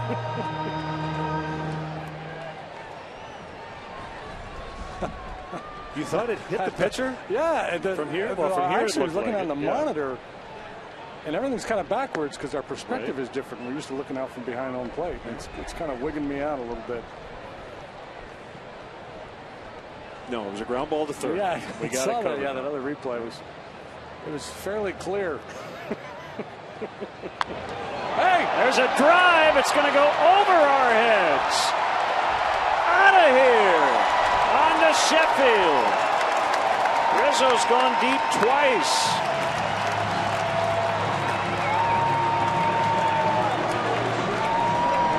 Liking that 2-hole in the batting order.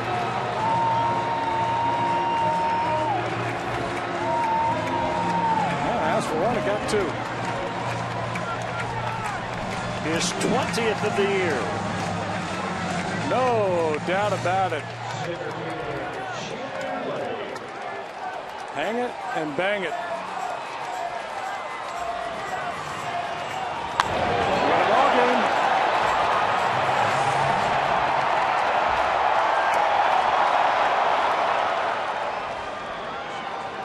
Six to 3. Fourth career multi-homer game for Rizzo. And that guy caught it.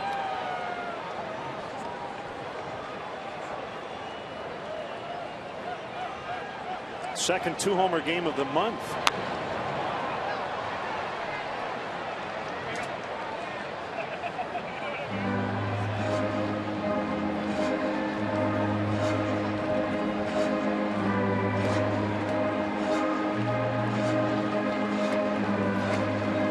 Can't say I've ever had a home run go over our heads. Oh, I've had during a numerous, broadcast. Well, you yeah. as a broadcaster. No, as a broadcaster, yeah. It's kind of fun from this perspective.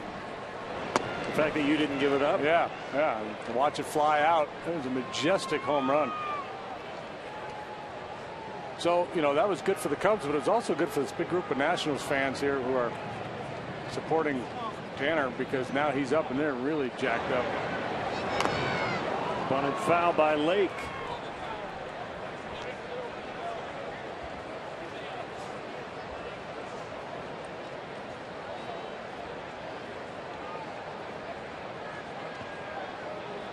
There he is. We just talked about the Illinois native, Tanner Roark, and he is up in the Washington bullpen.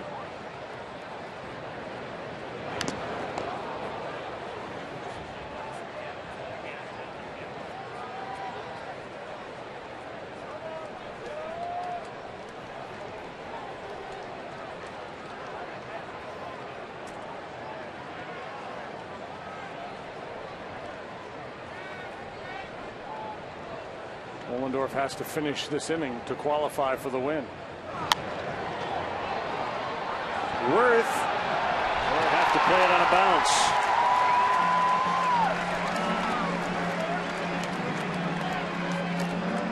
I think JD thought he was going to catch this home run.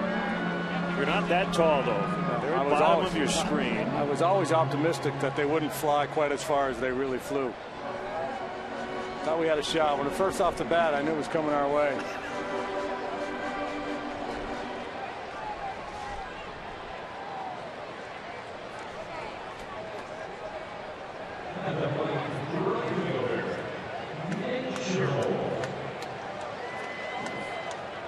Cubs Authentics is the premier outlet for all MLB authenticated Cubs memorabilia, from game-used baseballs, bases, and jerseys to autographed bats and photos. Cubs Authentics has the most exclusive Cubs memorabilia. Visit the Wrigley Field Concourse, the Cubs store across from Wrigley Field, or Cubs.com/authentics for all your Cubs memorabilia needs. JD just took his shirt off. No, I'm kidding. Tanner Roark is coming in. 6'3", Washington.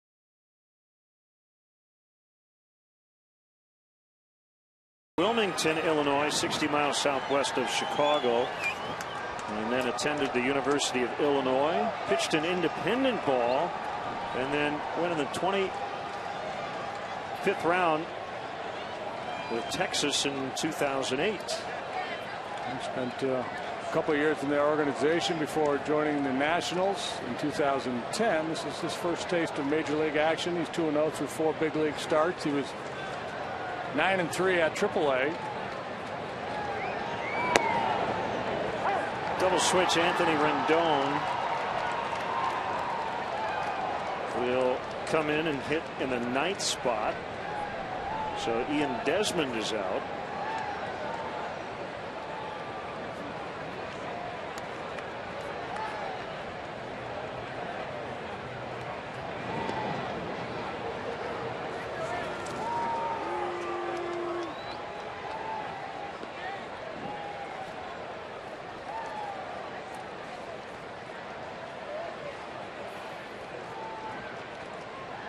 Four-pitch pitcher.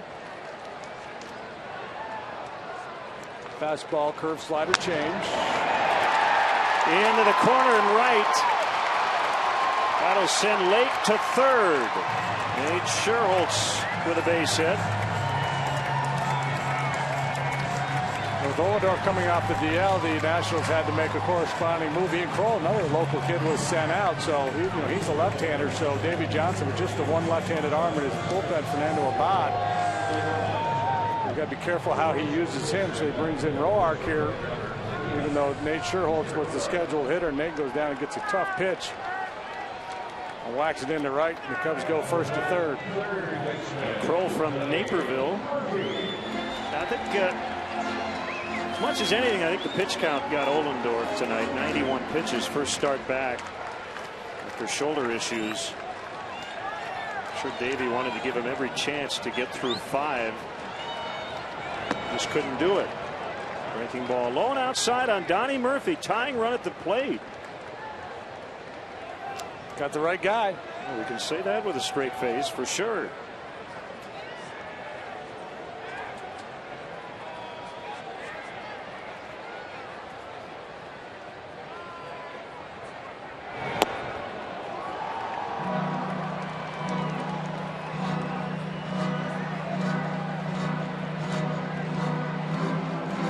Another guy from Illinois, Michael Bowden. They're everywhere. Good to see.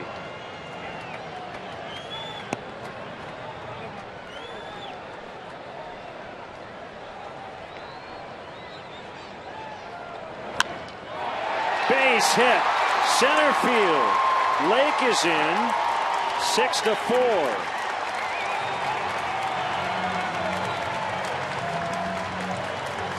So the Tanner Roark contingent out here has got the rest of the bleacher crowd pretty fired up. 4 straight hits for the Cubs. 5 in the inning. Ball moving in on Murphy, and he just pushes it the other way out towards right center field. Good solid line drive single. He continues his good work.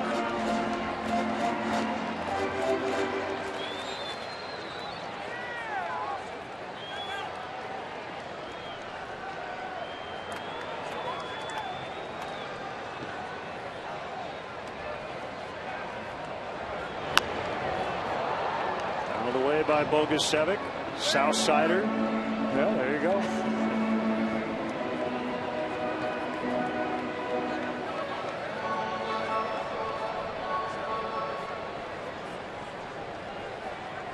De La Salle High School for Bogusevic.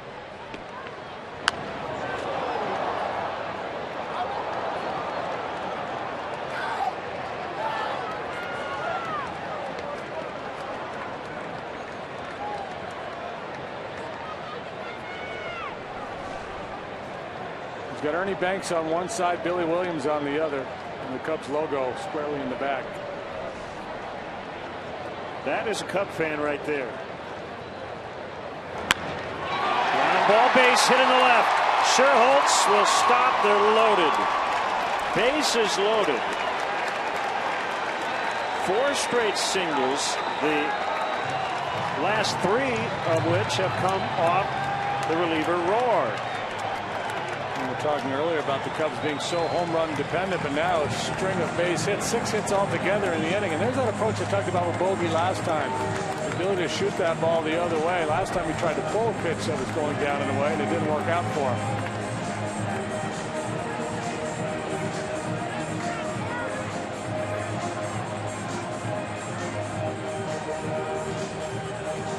Cole Gillespie will hit for Villanueva.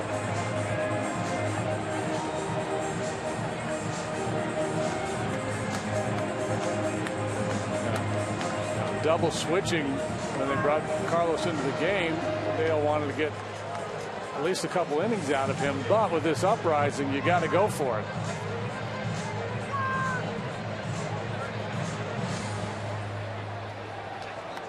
By the way, the note from the Cubs on Anthony Rizzo: he is the 2nd youngest Cubs left-handed hitter to hit 20 homers in a season. He recently turned 24. Billy Williams in 1961 hit 25 as a 23-year-old.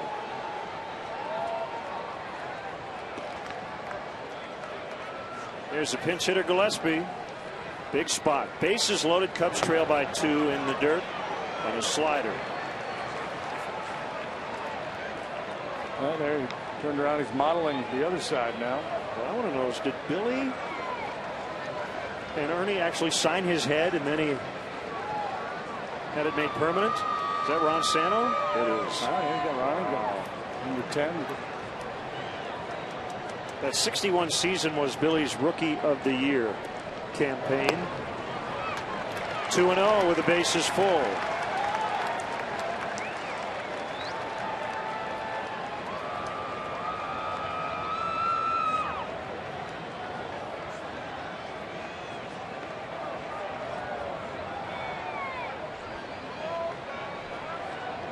Has not had a lot of chances lately. And that is the case. It's tough to be patient. You want to go up there and influence the game. You want to go up there and get a big knock. He's having a nice AB here.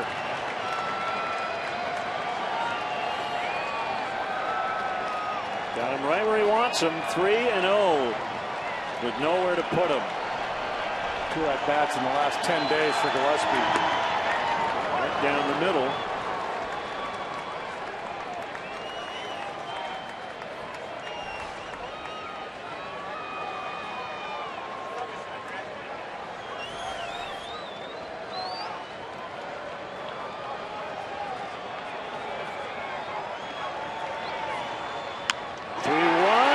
In the left.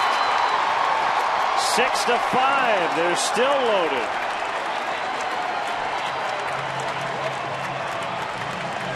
Well, that batting average with runners in scoring position that has suffered all year long, starting to inch upward a little bit with this work here in the Cubs' 5th. My goodness.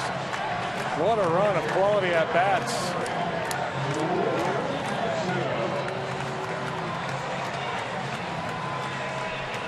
Tough assignment for the rookie right-hander Rourke.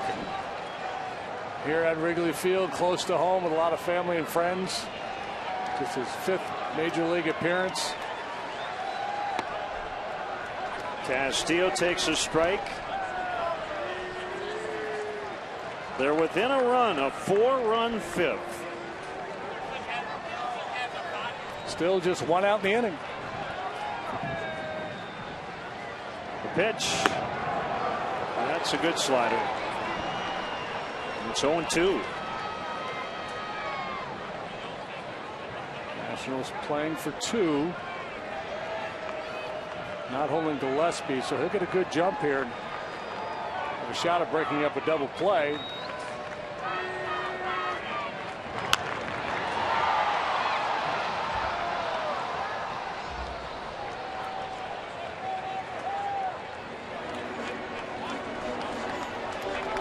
Beautiful night, and with the wind blowing out, you mentioned it, we might have a 10-9 ball game on our hands.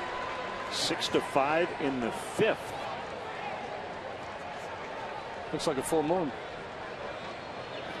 Another 0-2. Fouled at the plate. It might be a blue moon, Len. Might be. 2 full moons in the same month, correct? Is that the blue moon? Next one won't roll around until 2015, so enjoy it. I am. Strange things happen when there's a full moon, and even stranger still when there's a blue moon.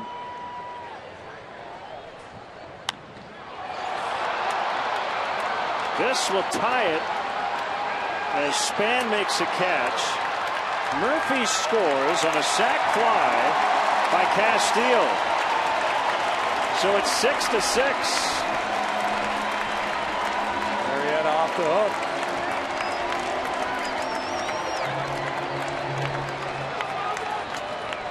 And we start all over again.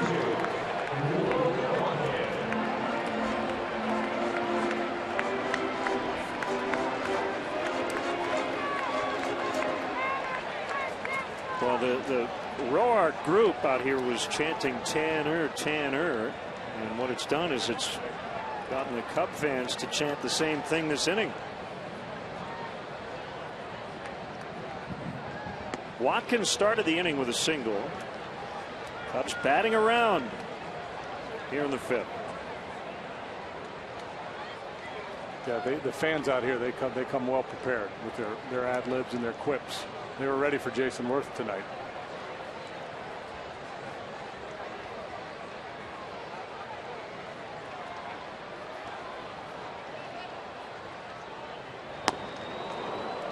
Risers swing and a miss.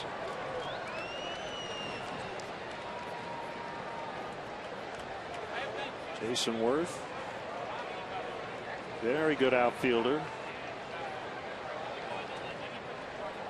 He's probably listening to, maybe not enjoying, but listening to our broadcast.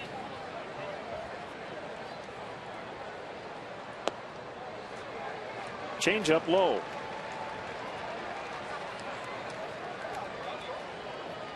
He probably can't hear us down there. Jason. Jason. I haven't stepped the other way. I think he's ignoring you. No, he's not listening.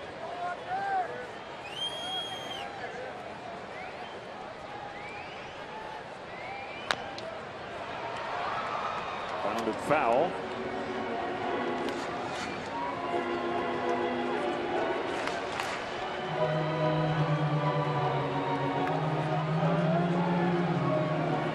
Baseball's unique that way, isn't it? Think about it. In all the other team sports where an individual player is kind of out here in hostile territory next to the fans and by himself.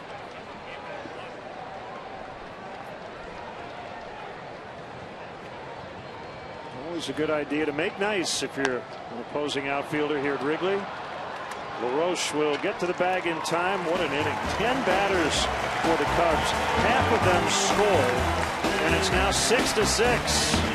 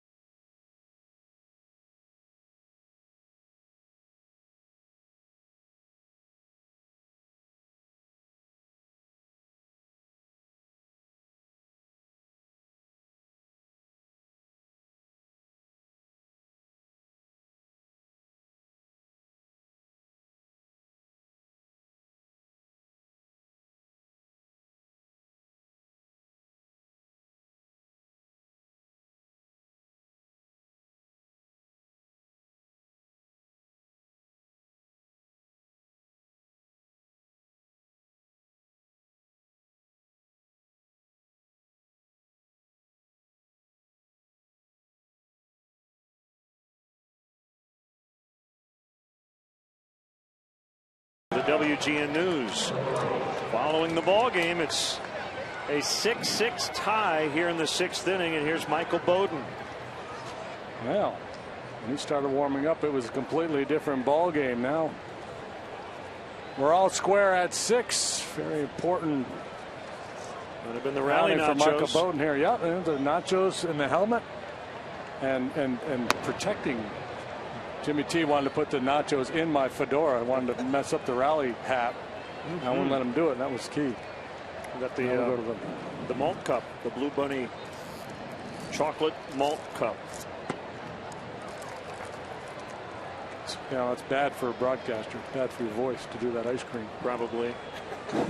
Don't care.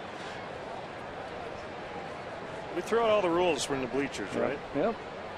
We're just fans of headsets tonight. You don't have to play by the rules.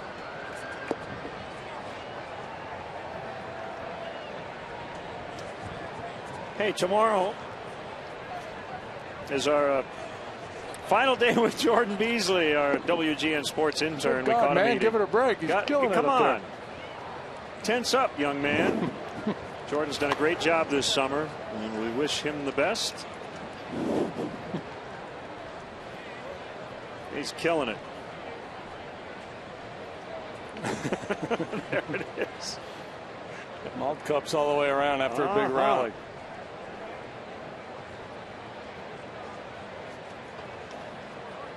Somehow I think there's going to be chocolate on my scorecard before this is over. It's melting like you wouldn't believe. Come on, Michael. 1, 2, 3. Was that an error in the 6th? No, that was just a chocolate splatter.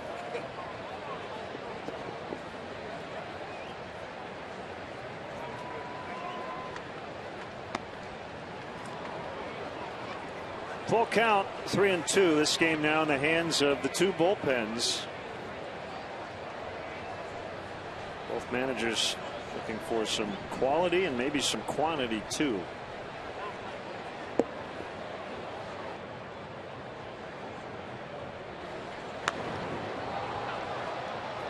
These wooden spoons are really good. They come with the malt cup. You can eat your ice cream, and you can also clean your spikes with them between innings. Get in there and dig the dirt. It's a good invention, the wooden spoon. As long as you don't get a splinter in your tongue. I'm not going to eat this on camera because I got to negotiate that. There you go.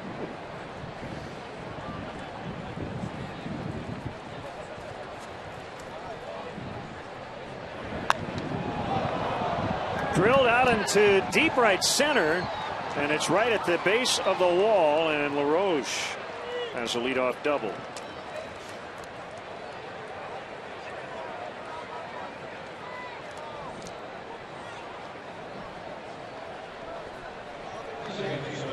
So the Nationals, after blowing a 5-run lead, trying to grab the edge back right here in the 6th.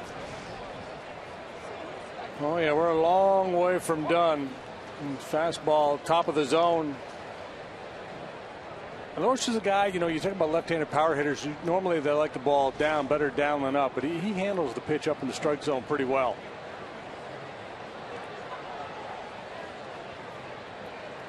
Lombardozzi takes a strike.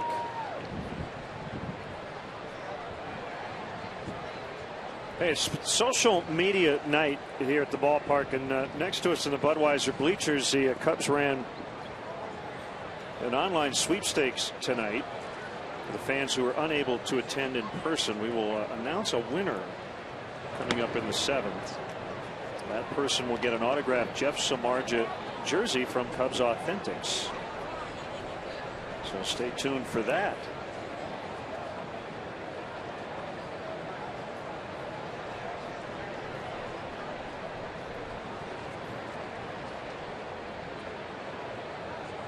Swing and a miss. 1-2.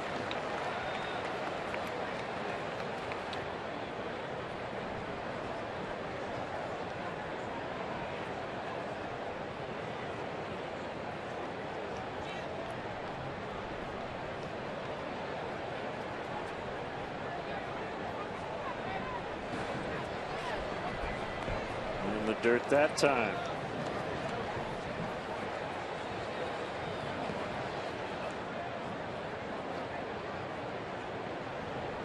Michael Bowden from the western suburbs to Wambanzi Valley High School in Aurora.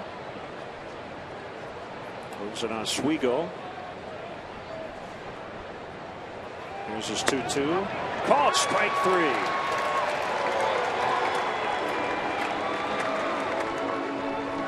It's out number 1.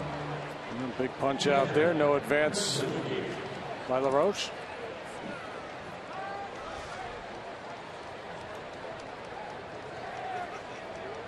Borderline, could have gone either way.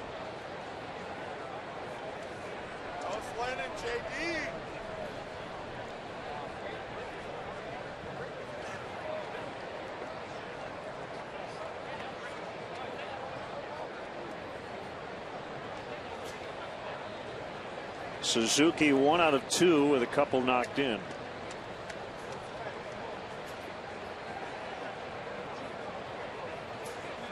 LaRoche has gotten Michael Bowden's attention. He's not going anywhere.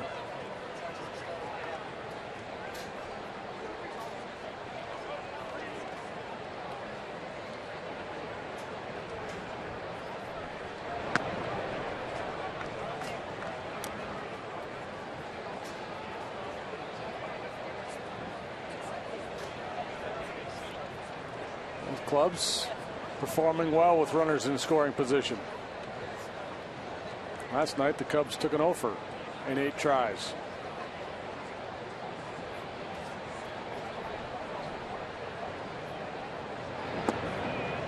Fastball low, 2-0.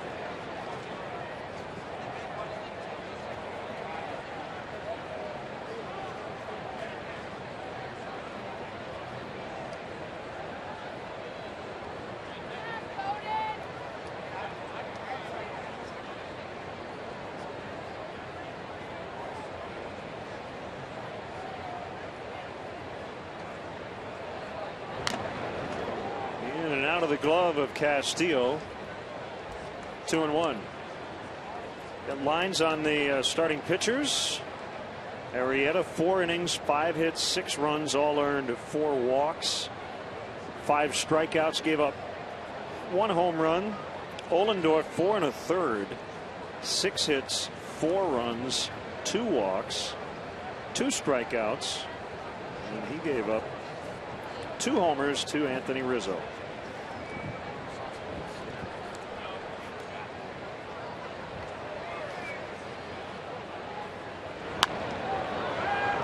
Popped him up behind second. It's Watkins.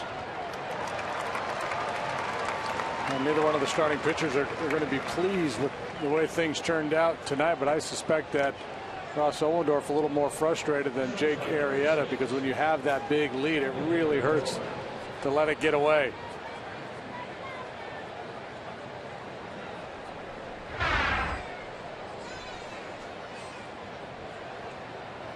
Mention that game in New York featuring Ichiro's 4,000th career hit between Japan and the majors, the Jason Nix hit by pitch.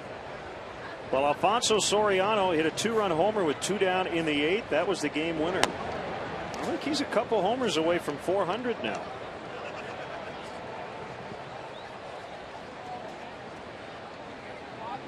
Player of the week in the American League last week. Went on that unbelievable tear.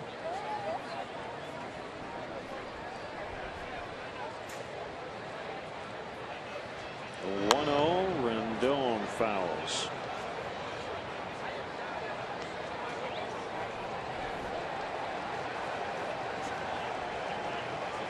So Soriano recently got his 2,000th hit on a home run. He's 2 homers away from 400 in his career.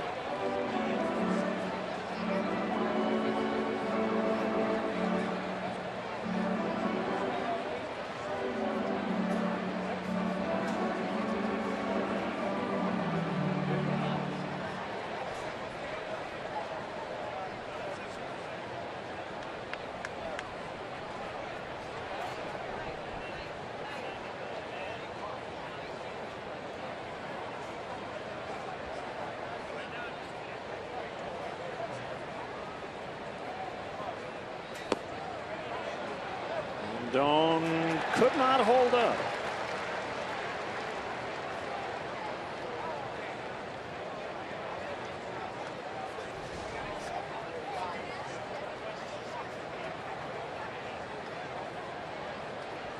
Good call.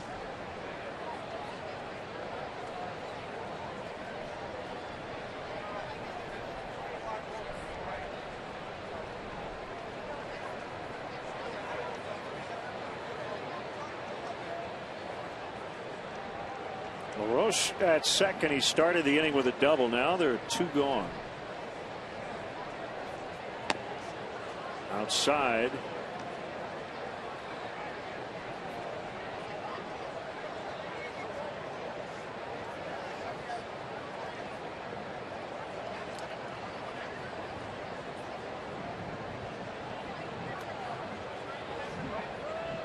Beautiful shot of the ballpark from our broadcast position.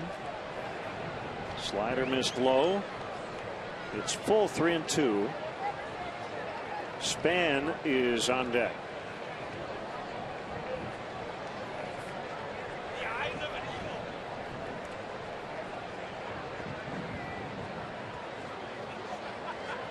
Try to jam him, maybe.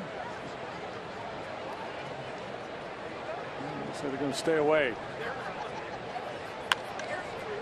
Ground ball backhanded by Castro. That will end the inning. We feed our interns well. 6-6.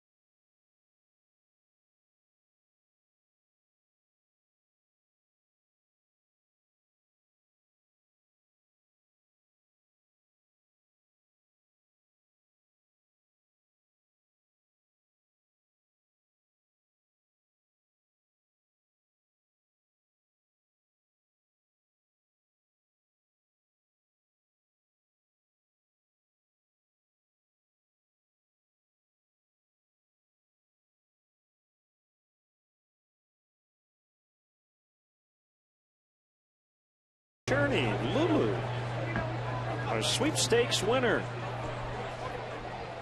Here with a group tonight sitting with us.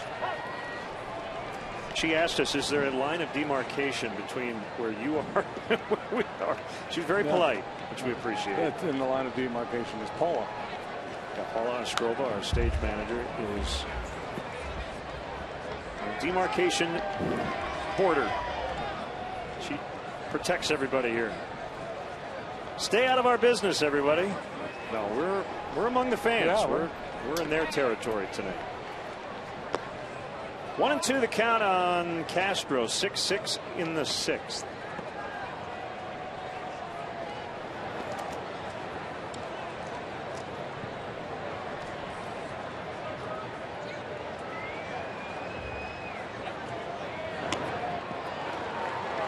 Swing and a miss, strike 3. So a good example of what I was talking about earlier with Starlin, how he's seeing more pitches, but he's not walking more and he's striking out more. He's one of those guys with 2 strikes. I think the anxiety level goes up a little bit. And, especially this year. You get into the funk like he's been in, and there's a tendency to go out of the zone. You're just trying so hard to get something done. But at his best, he doesn't strike out very much. This year he's 5 or 6 percentage points higher in terms of his strikeout rate.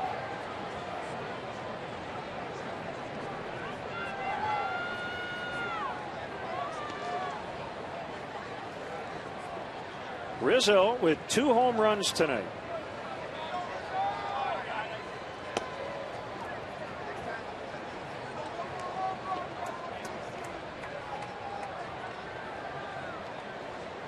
Rourke led his Wilmington High team to 2 state championships, 03 and 05.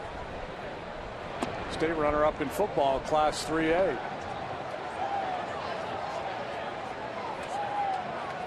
And then on to U of I. Pitched in the Frontier League at one point.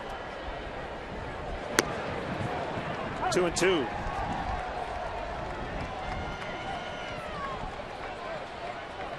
And was drafted by the Texas Rangers in the 25th round of the 08 draft. Swing and a miss, strike 3. And there's a highlight for the Ken O'Rourke fan club. Looks like the purple will be the colors of his high school, I would imagine. Yeah, W's I see so, for yeah. Wilmington.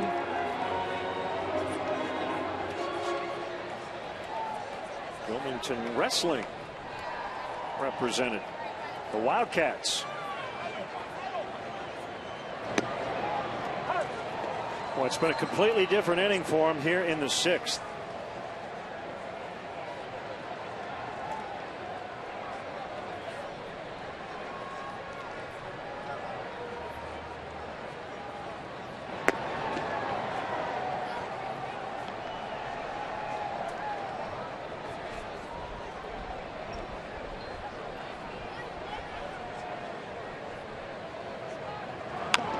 Javier Baez.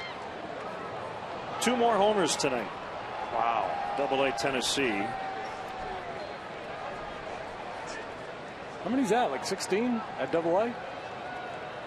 He has 16 at AA. He hit 17 at High A Daytona. That's 33 on the year. Nearing 100 RBIs.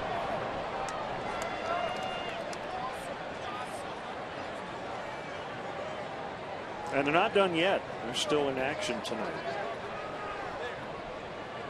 Leading at Birmingham 6-3. Called strike 3 on the inside corner.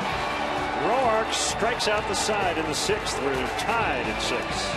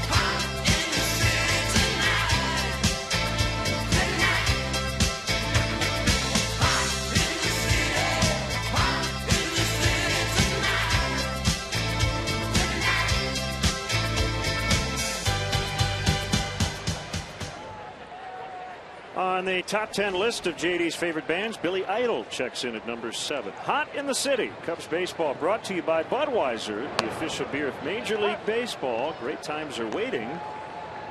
Thought I recognized that Buds. voice. That was Billy Idol. That's pretty good. James Russell has had some struggles here lately, facing Denard Span, the top of the Nationals order, and a 6-6 tie here in the 7th.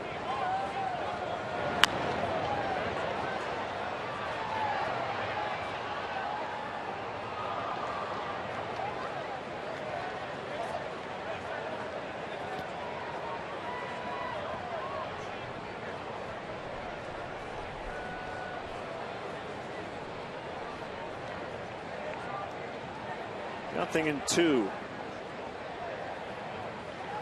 2 lefties in the inning. Sandwiched around right-handed hitting Ryan Zimmerman, who's next. In the dirt on a slider. That's why the manager likes to split those right and left-handed bats up in his lineup.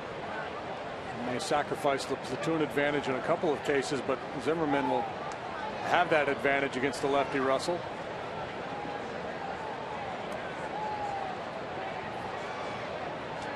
Comes a 1-2. Span fights it off.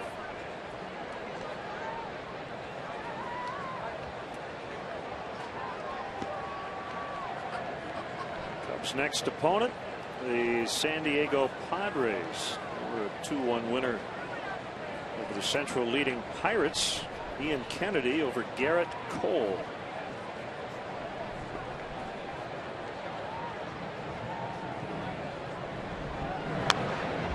Foul. Wild one in Cincinnati. Reds lead the Diamondbacks 8-7. They're in the bottom of the 8th. Craig Stammen is up for the Nats. Pirates were trying to sweep that series but came up short.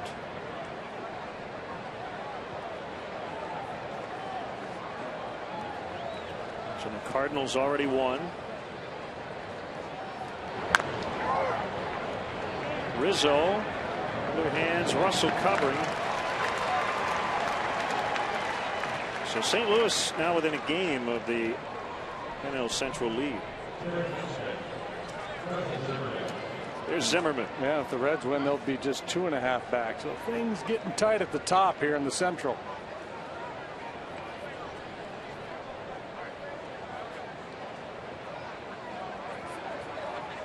Chu went deep for the Reds tonight, his 16th. Parra and Eaton for the Diamondbacks. Tough to handicap. Yeah, it is. Felix PA is with the Pirates. Saw that. Former Cub. Felix PA.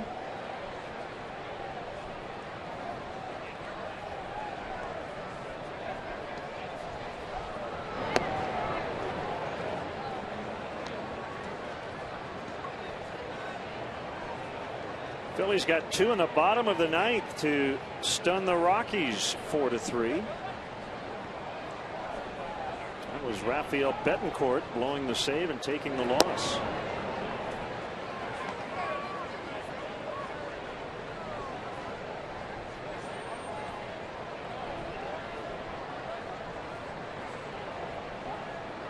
Phillies have won the first 2 of 3 in that series.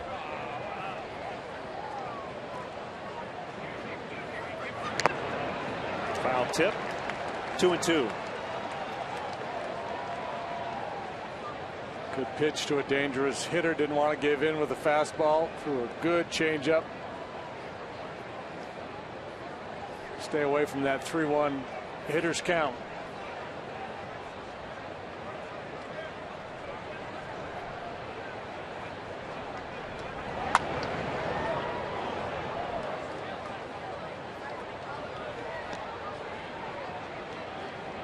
Chris Davis with his 46th and a Baltimore 4-2 win over Tampa Bay.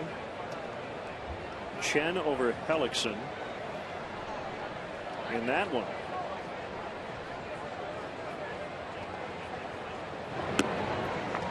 Now Outside on a changeup. So the Orioles avoid the sweep.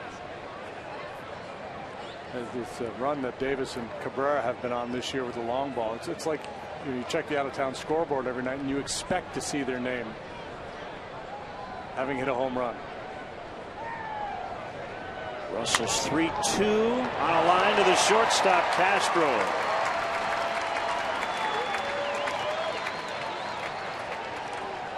That's out number 2.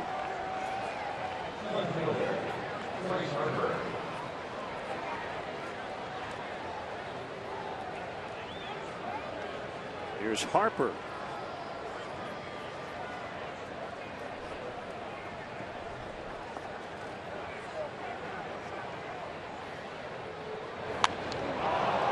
High deep drive.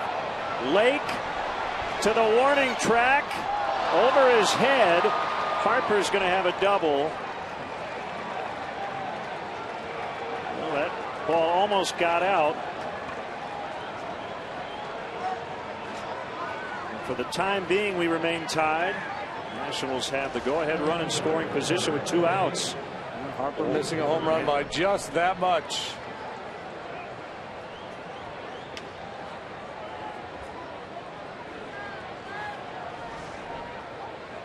As it is, 2-out double for Worth. Worth already with a 3-run homer tonight. I don't think he's going to get a chance to swing. He's not. The pinch hitter next. Looks like Scott Hairston, a former Cub.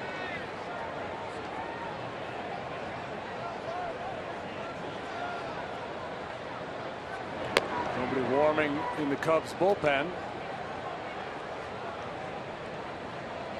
So our social media sweepstakes winner tonight, Matthew Thompson of Schaumburg, Illinois. He gets an autographed Jeff Samardzija jersey from Cubs Authentics and the Cubs social media team. So Matthew is competing against about 2,000 other submissions.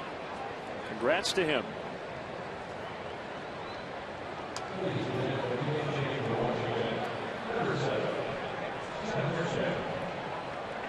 So here's Hairston. We know he can hit lefties. That was his role on the Cubs before they traded him to Washington in early July. Pretty much how the Nationals have used him as well. Nationals would have seen a lot of Scott last year when he was with the Mets.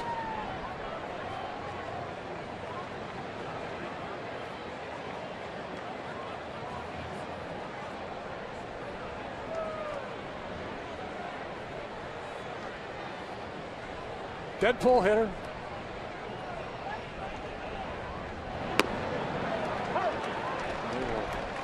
Stay away. They'll try to get him out away. If they come in, it'll be just for effect, just off the plate. If he's willing to go after something way off the plate in, they'll happily take it, but they're going to try to make all their pitches off the outside edge or right on that outside third. Backdoor sliders and change-ups.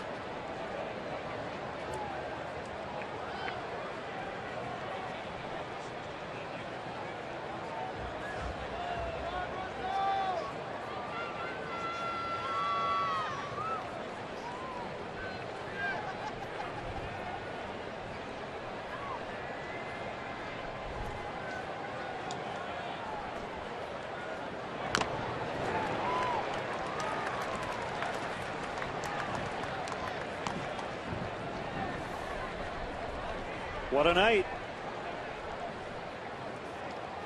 What a year. He's got 99 RBIs combined. 4 home run night earlier this year down at A-ball. 33 and 99 with an OPS of over 900. And this his age 20 campaign. And that's the thing. You look at Bryce Harper. Harper was born on October 16th of 92. Baez born less than 2 months later. But The two teams in different spots, and the two players in different spots. But Baez has dominated both levels so far this year. That's a level that jump from A ball to double A. Sometimes a player will take a step back. That has not been the case with Baez, and that's a very promising sign. Look at his development. Well, the other thing he hits 17 in Daytona in 76 games, 337 plate appearances. He's hit 16 with Tennessee in 43 games and under 200. Yeah, and obviously at Double A the pitching is better. The ballpark's probably tougher in the Florida State League. But certainly the pitching tougher at Double A.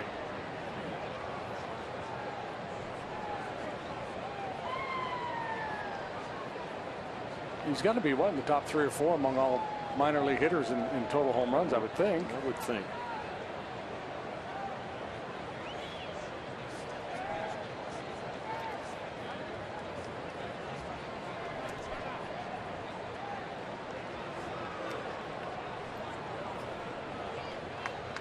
By the way, we found out Carlos Villanueva did have the slowest pitch of the season early in the year, I think April, at 57 miles an hour, and that's what he we got had tonight. Yeah. So he's tied himself. Something to shoot for. That ball hit deep and gone. A 3-run homer for the ex-Cubs, Scott Hairston, and he got all of it.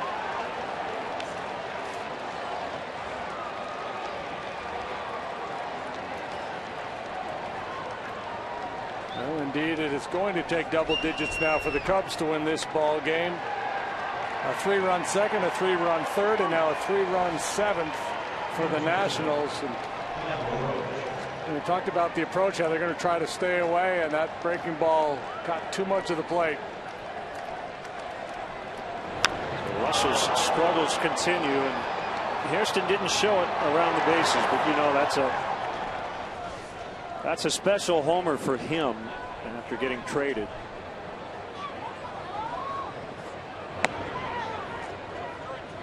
Always want to do well against a team that sent you somewhere else, and Hairston with a go-ahead 3-run shot. Well, we said it on Monday. Davey Johnson loves a 3-run homer. The Cubs with a couple of them 2 nights ago, and it's the Nationals with 2 here tonight. LaRoche flies out. Time for the 7th inning stretch.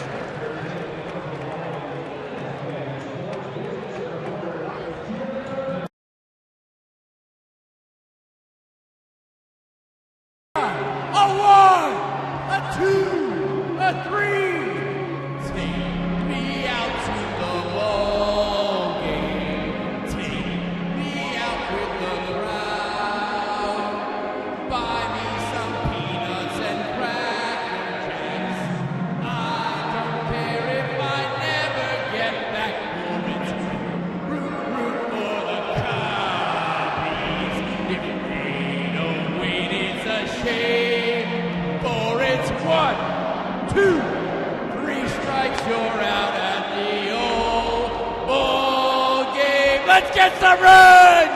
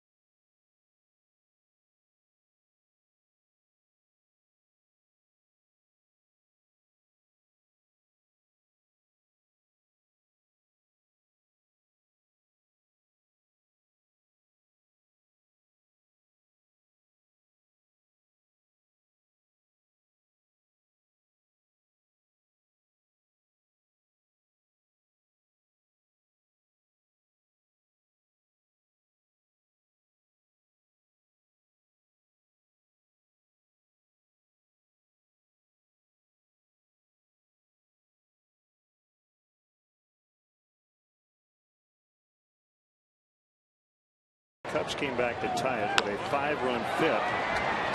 And here we go again. Nate Sherholtz off Craig Stammen on the first pitch.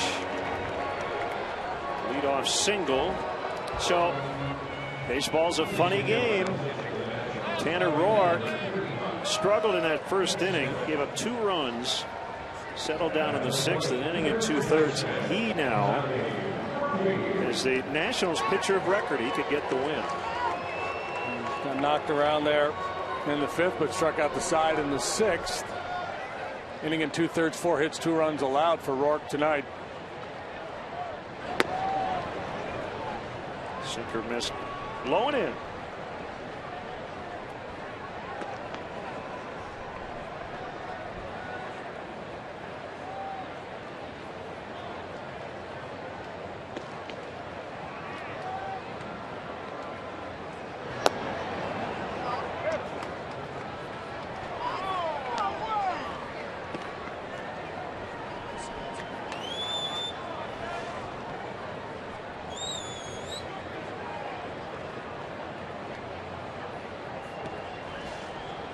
Probably.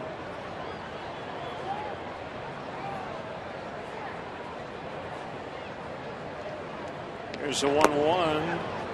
Swing and a miss. Stammen, basically a 3-pitch pitcher. He has a changeup, but he throws fastball, slider, curveball. And he uses his breaking ball a lot, both the slider and the curveball. He's from the Midwest, Coldwater, Ohio. Went to the University of Dayton.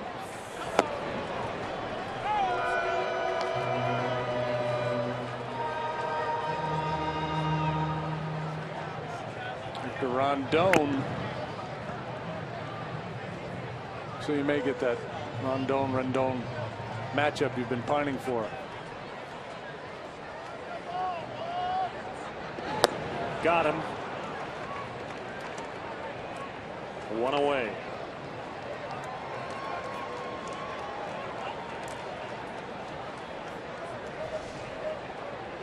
Good sinking action on this fastball, boring down and in.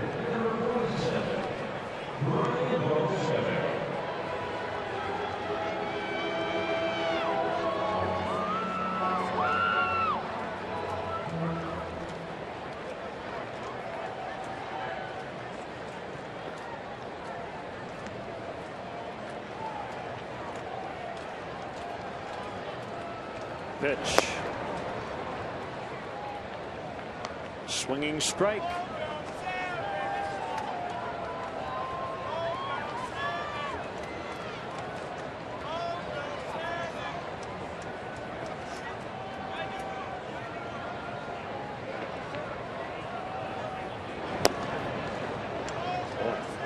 Pretty nasty. Is that a slider or a cutter? That's looks more like a cutter. Yeah, that one looked like a cutter to me.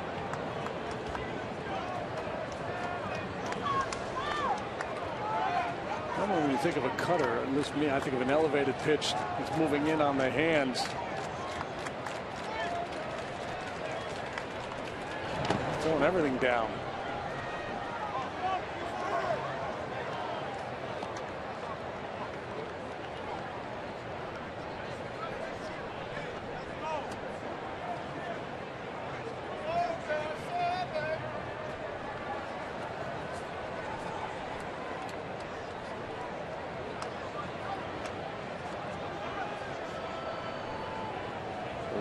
He got him.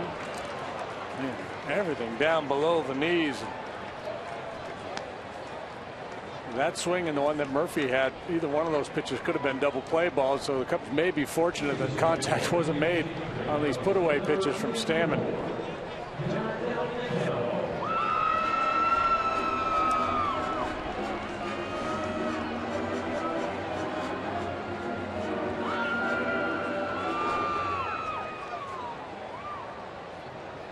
Darnell McDonald pinch hitting in the pitcher's spot.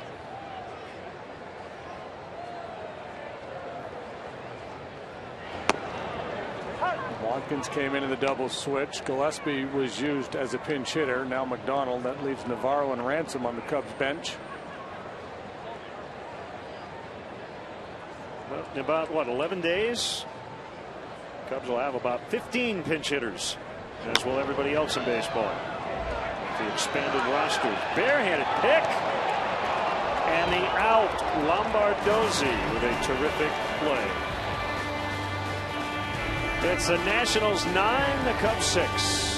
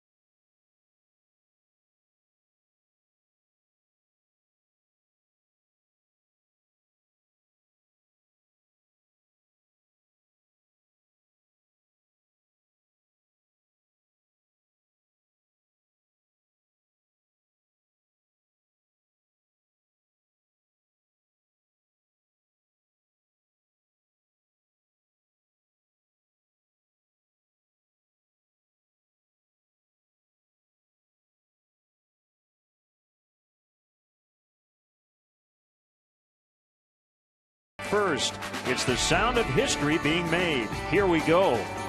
Honda. Visit your local Honda dealer or go to shophonda.com for current offers. And by AT&T. Find out what's possible with products and services from AT&T. Rethink possible.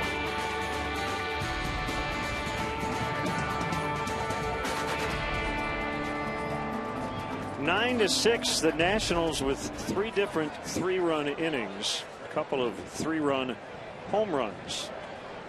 Rookie Hector Rondon against a guy who just made a terrific defensive play, Steve Lombardozzi, and we're going to get Rondon Rendon. Oh, here we go. Baseball history will be made.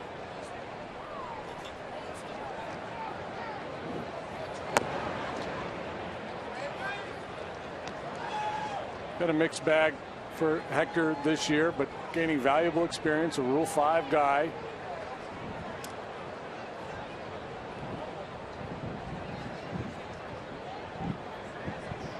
Got a plus fastball.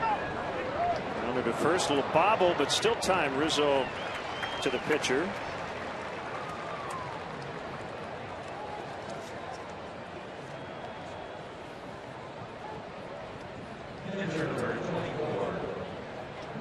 Tyler Clippard up for the Nationals.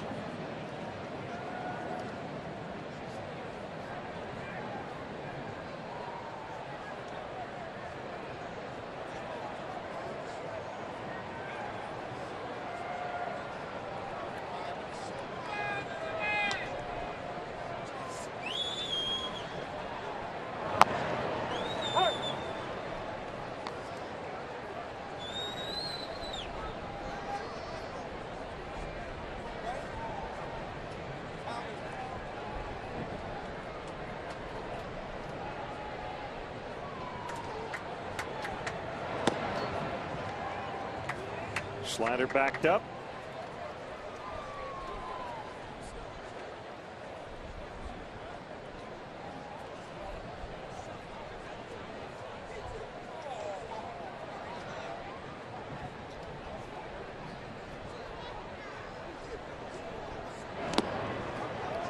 On the wave, and a slider in the dirt. 31,936. A paid crowd tonight.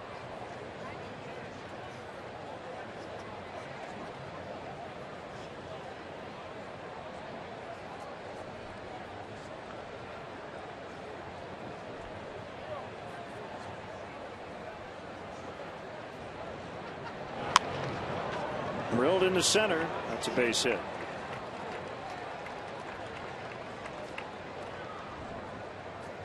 Second of the night for Suzuki. He got the scoring started with a 2-run single back in the second.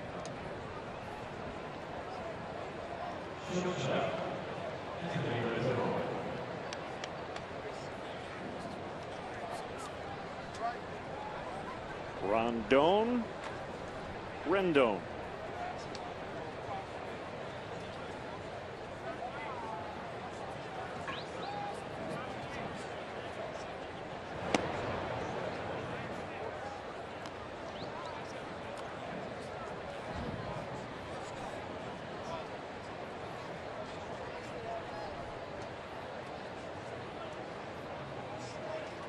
Gotta love it. It's the little things in life. 1-1.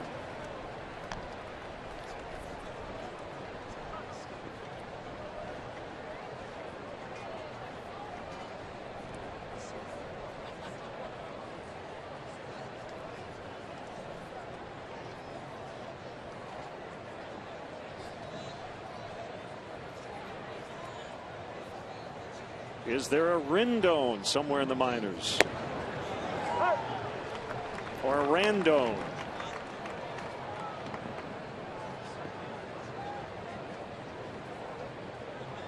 How about a Rondon? How about a rundown?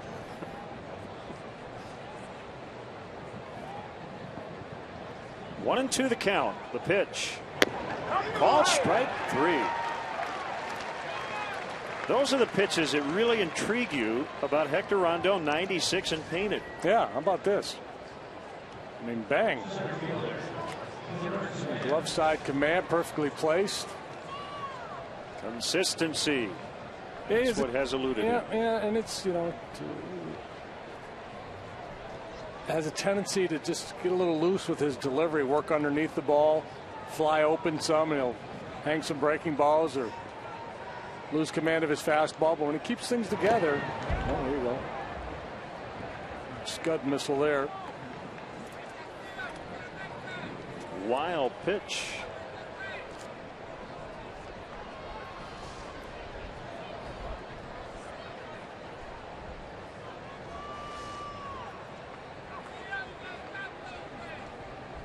It's kind of ironic because usually that arm side command is a little easier. You know, right-handed pitcher throwing away to a left-handed hitter. That pitch usually easier to make. I'm going down and away on a right-handed hitter as he just did. That's fair. And that'll get the Nationals into double digits. 10-6. Span on his way to third.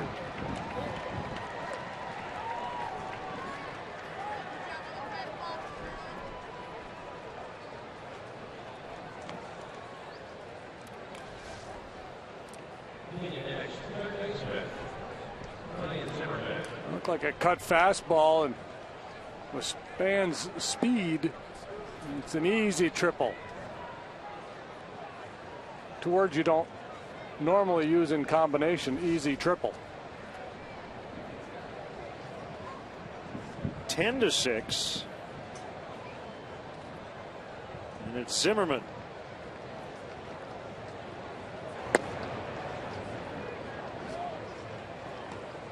Nationals putting up a singleton here in the 8th. 3-run innings previously. Well, you know, normally you would think down 4 in the 8th inning, game over, but the way this park is played tonight, Nationals pen has had some struggles lately. Cub hitters have had a good night. This one's not over yet. Closer Rafael Soriano has given up runs in his last 4 appearances and homers in his last 3. Yeah.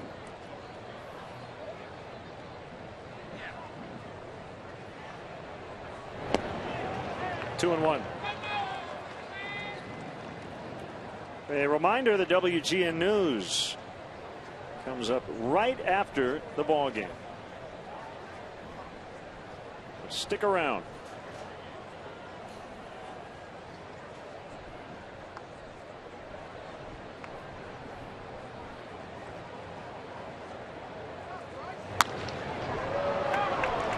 Eleven to 6. Span trots home.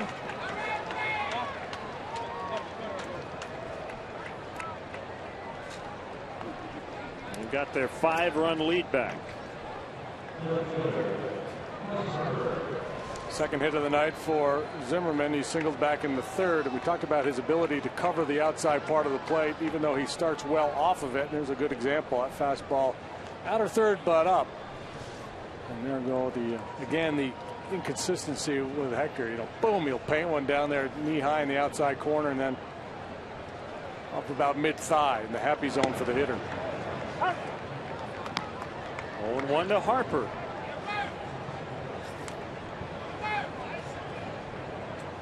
.22 hits combined, each team with 11. Nationals outscoring the Cubs 11-6.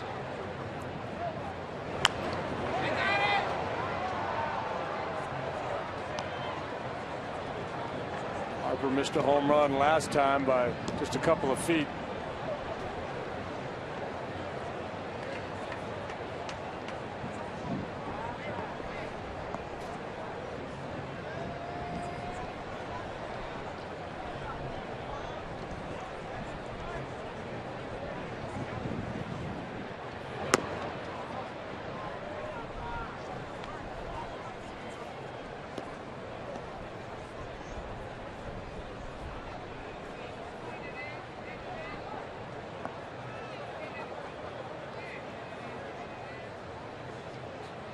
The kick, the 1-2. Couldn't get him to bite. For what it's worth, there hasn't been an error committed in this game. And it's on a night like tonight when there's so many base runners and the fielders are out there on the field on their feet for so long. Normally you would expect a miscue or two, but so far that has not been the case.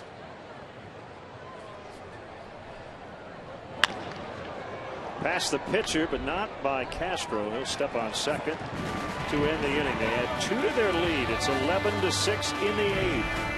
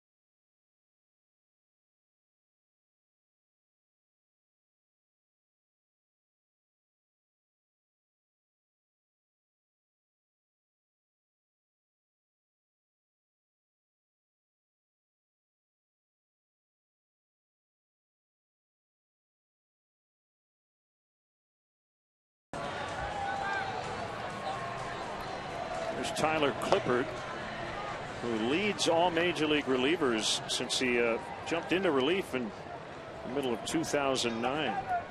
423 strikeouts. Carlos Marmol, Craig Kimbrell on that list. Yeah, and check out the hits per innings pitched. That's the key with Clippard. He gives up very few hits. He's a fly ball pitcher, so he does get stung with the long ball every now and then. But the batting average against him typically very low.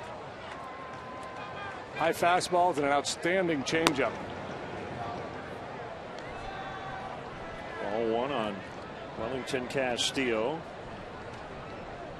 He hit a sac fly in the fifth that tied the game at the time. Now it's 11-6 Washington. Belt high four-seamer. He's kind of the anti Craig Stammen, who was just in the ball game with everything down around the knees. Clippard at his best when he's up in the zone at the top of the strike zone and beyond. Hitters have to tell themselves get the ball down against Clippard. His predecessor was get the ball up.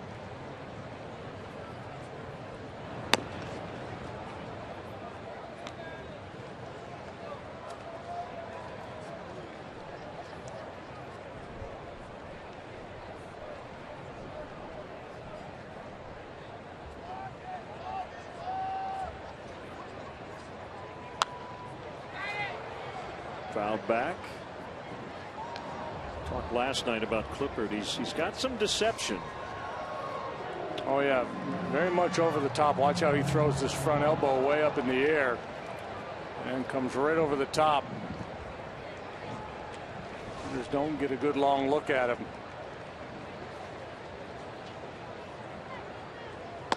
Swing and a miss. I mean 92, but it probably felt like 96. Hitters are a little late getting started. I mean, it'd be interesting, you know, if you were a pitching coach or somebody, you know, interviewing Tyler Clippard, had you not seen him pitch, and you just said, okay, so how are you going to go about things? And he'd say, well, I'm going to throw a fastball. It's about league average, maybe a little bit better. I'm going to throw a whole bunch of them. They're pretty straight, about 92 miles an hour, about belt high. And I'm going to throw some changeups at about 84. It's also going to be about belt high. The pitching coach said, son, you're out of your mind. You can't survive like that in the big leagues. Watch him pitch long enough and you realize it works just fine for him. Sneaky fastball, great changeup. His changeup is so good he can afford to throw it up in the zone.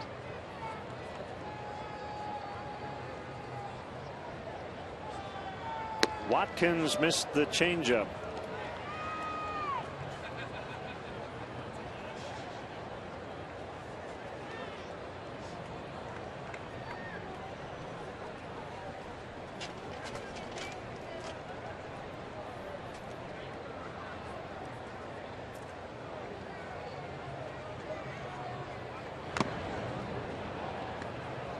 Suzuki had been able to hang on cleanly. That would have been a strikeout. Instead, it's just a foul ball.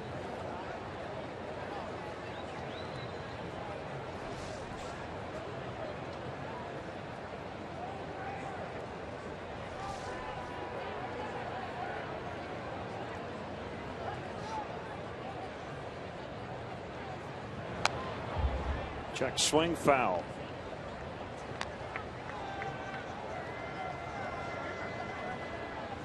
He's a pretty simple machine out there. Kind of like a catapult.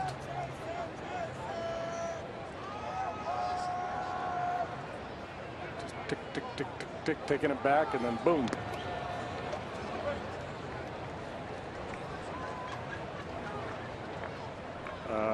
It's a jaunty cap. Oh, that's not yours? Okay. No, I actually like his maybe a little better than mine. Yeah.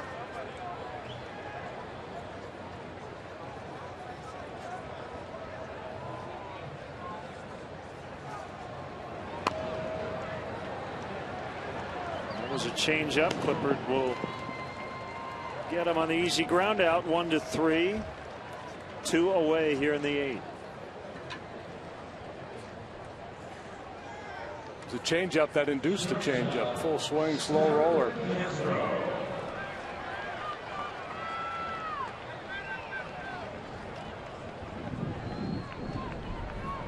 Way back at the beginning of the night, we talked about Castro in the 8-hole yesterday, now batting leadoff, and apparently will be there for a while now. The sense that Dale and Starlin, it's almost like a father-son, a parent-child relationship where, you know, disciplining him one moment, pushing him back to the 8-hole, taking him out of the game the other day, and then he wraps his arm around him and says, all right, going to hit you lead off, going to give you more responsibility. Lined and caught by Rendon. That'll take us to the ninth, 11-6 Washington.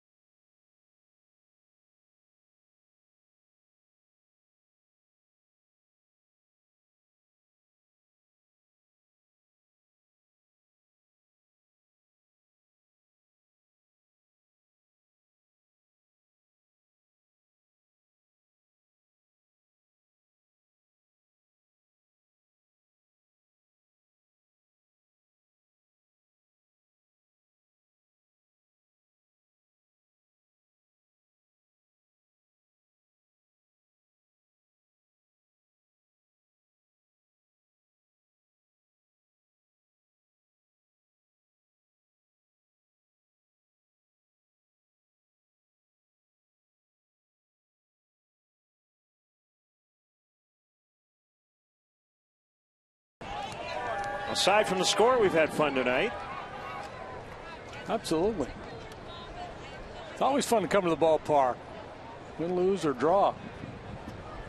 Well, we never really draw, do we? Not anymore. They got rid of the old tie day, yeah. a few years ago.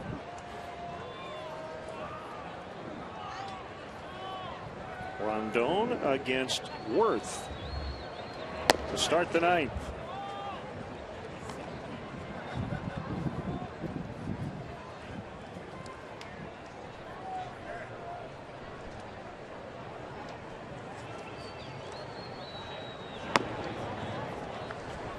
Again, 2-0.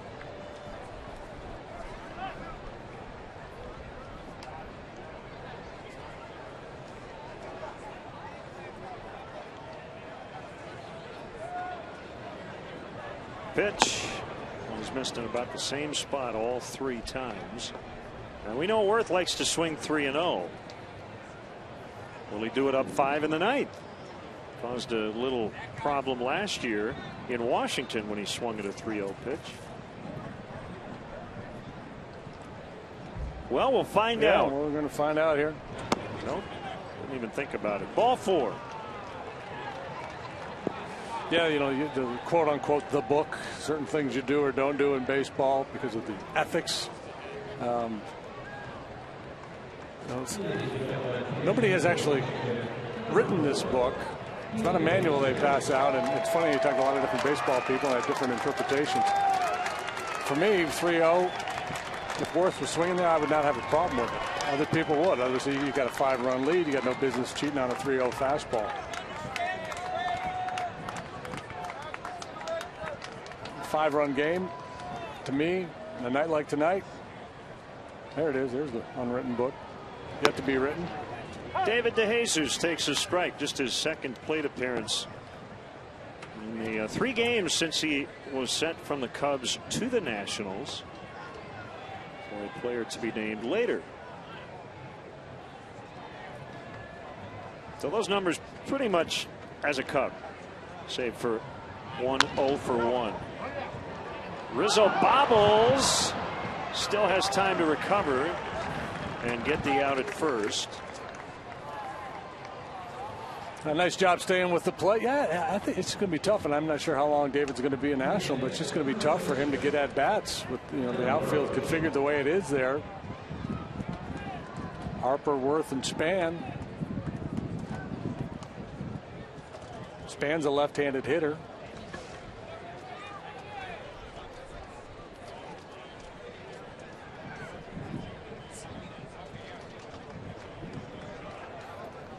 LaRoche with Worth at second and 1 out.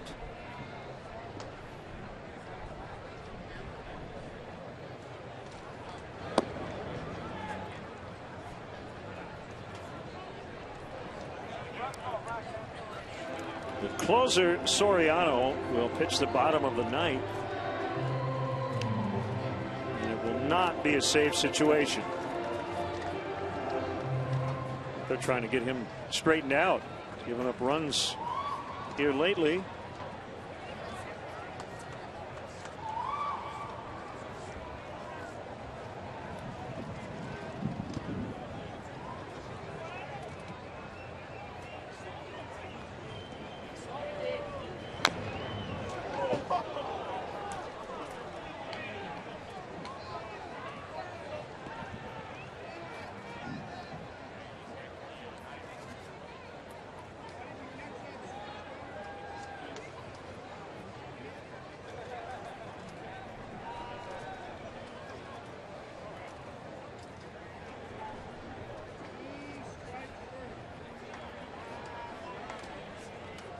Hector has a sign from his catcher.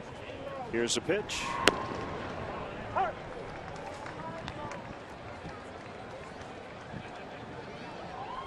Right back with you tomorrow afternoon. We'll hit the air at 1 with the leadoff man back in our normal spot up top. Home TV booth. All-star Travis Wood. Steven Strasburg will go for the Nationals. A good let up there by Hector. So 2 down. It's his second strikeout. Yeah, that's quite a pitching matchup tomorrow. It's worth skipping work, coming to the ballpark, or tuning us on and watching. It should be a fun day. And then off to San Diego and LA.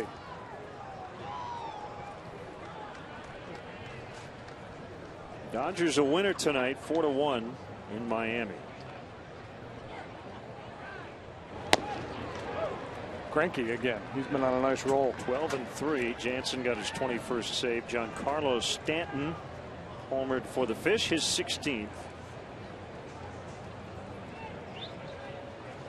Dodgers have won 2 in a row after losing 2 straight. And they'll play again tomorrow afternoon. 0-1 to Lombardozzi inside. The Red Sox put a beat down on the Giants today, 12-1 the final from San Francisco.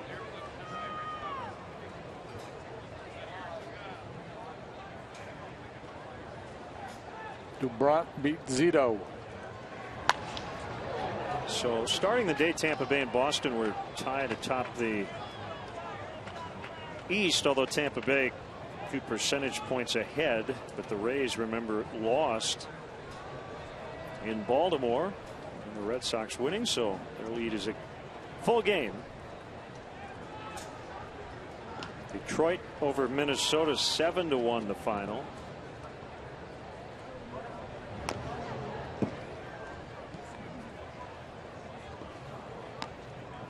Giants continue to go backwards. We were talking a lot about the Nationals and who's the most disappointing team in baseball. Well, the Giants, World Series champions a year ago, battling to stay out of the basement in the NL West. Reds beat Arizona 10-7 the final. Chu 4 for 5 with a homer, 3 knocked in. Castro will pick it up, and we'll go to the bottom of the ninth. Washington leads 11-6.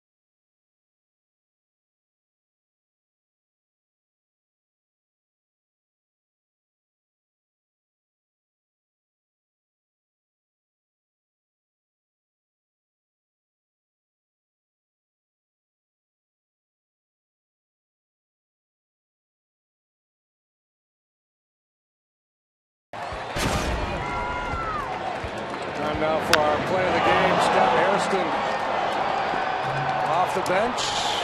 3-run jack, second one of the game for the Nationals. Worth had one earlier. And we almost had another play of the game right here. Jesus tries to feed us, but my inability to jump really cost us. Cubs Baseball is brought to you by Budweiser, the official beer of Major League Baseball. Great times are waiting. Grab some Buds. So he's playing right. And Rafael Soriano in a non-save spot, facing a guy who's homered twice, Anthony Rizzo.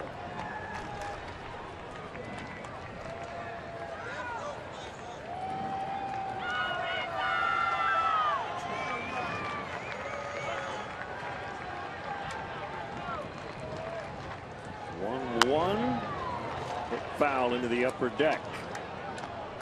Imagine David's being treated a little more kindly from the fans in the bleachers than Jason Worth was for the first 8 innings of this ball game.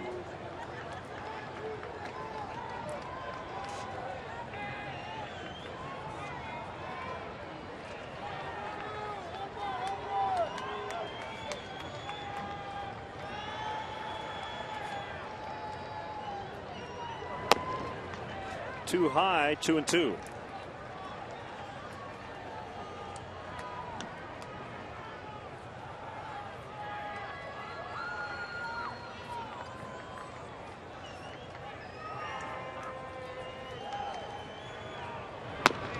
Well, I suspect after tonight, Anthony Rizzo will be back in the 2-hole tomorrow.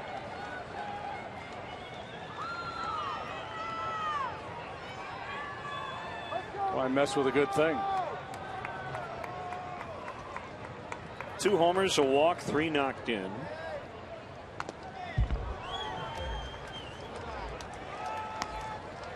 Lake first time in the 3 spot. 2 for 4 with a double and a run. Robbed of another hit by Span. Castro leading off, 1 for 5 with a run.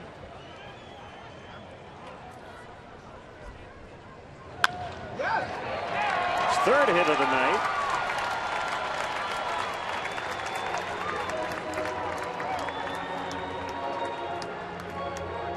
Leadoff man is on here in the 9th.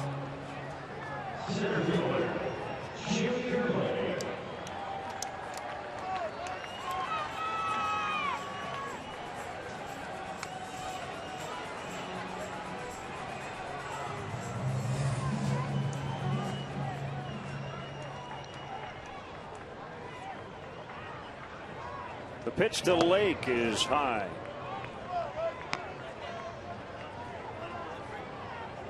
Talked about Soriano's struggles lately. 7 runs total in those last 4 outings.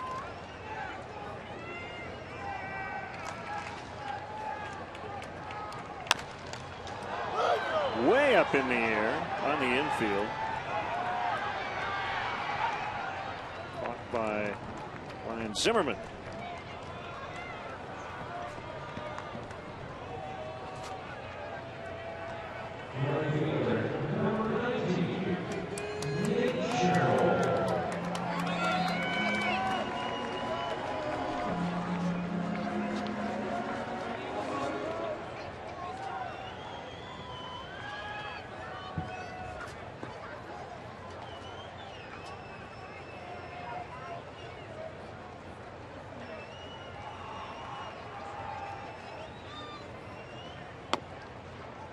Strike called.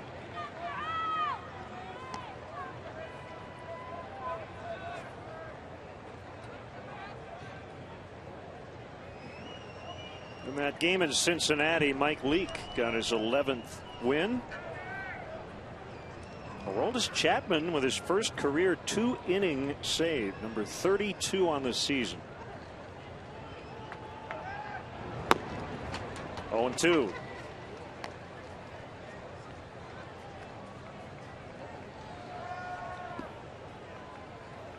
White Sox have played better as of late. 5-2 win at Kansas City.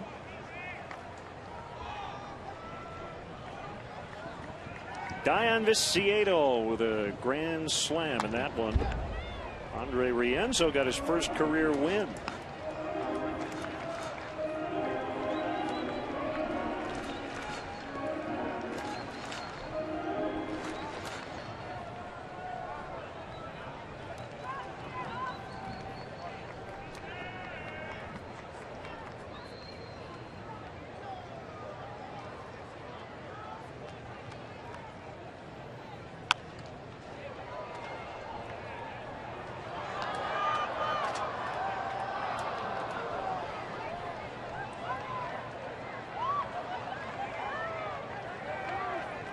Once again, the news comes up right after the game.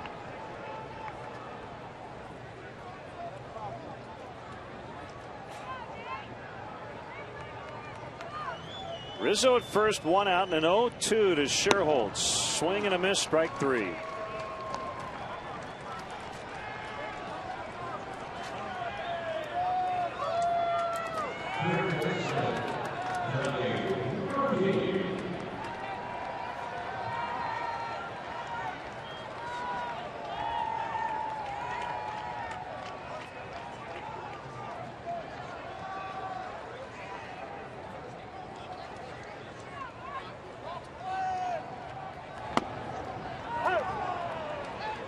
Strike to Murphy.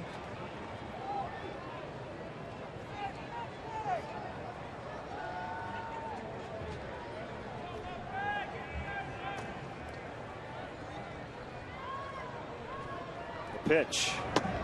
Now, the Big Bang theory of baseball says that the team that wins typically will score more runs in one inning than the other club will score in the game. Certainly not the case here tonight, as the Cubs had that big 5-run fifth. Not enough. Problem is they gave up 4 different innings of crooked numbers themselves. Foul tip. 1-2. Down to their final strike. Cubs have struggled mightily here at home. They've dropped 14 of their last 17 at Wrigley. And a strike away from a 2-7 start to this homestand, which ends tomorrow. And a base hit to keep the Cubs alive. Ronnie Murphy with a single.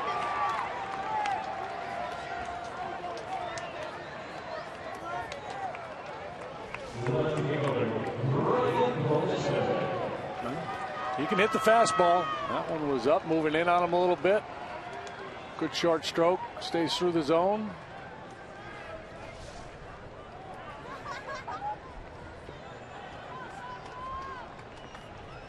Bogusevic.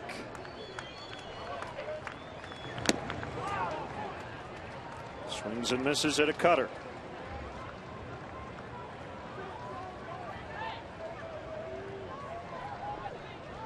Worked him hard down and in with sliders or cutters last time with Stamen on the mound back in the 7th.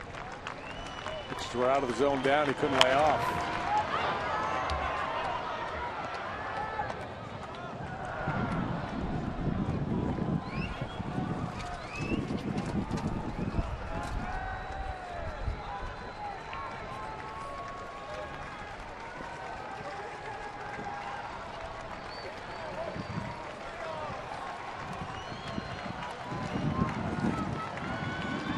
Two strikes on Bogusevic. The pitch. High. Really blowing now. Might get some rain overnight. Should be all right tomorrow afternoon for the homestand finale right here on WGN.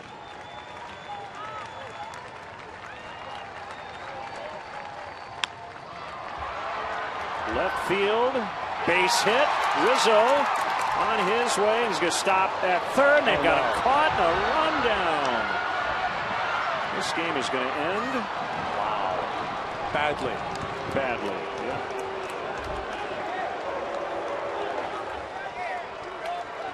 So instead of bases loaded and the inning's still alive, the ball game ends as Rizzo gets caught in a rundown. The final score tonight. But that's not good. 11-6 Nationals.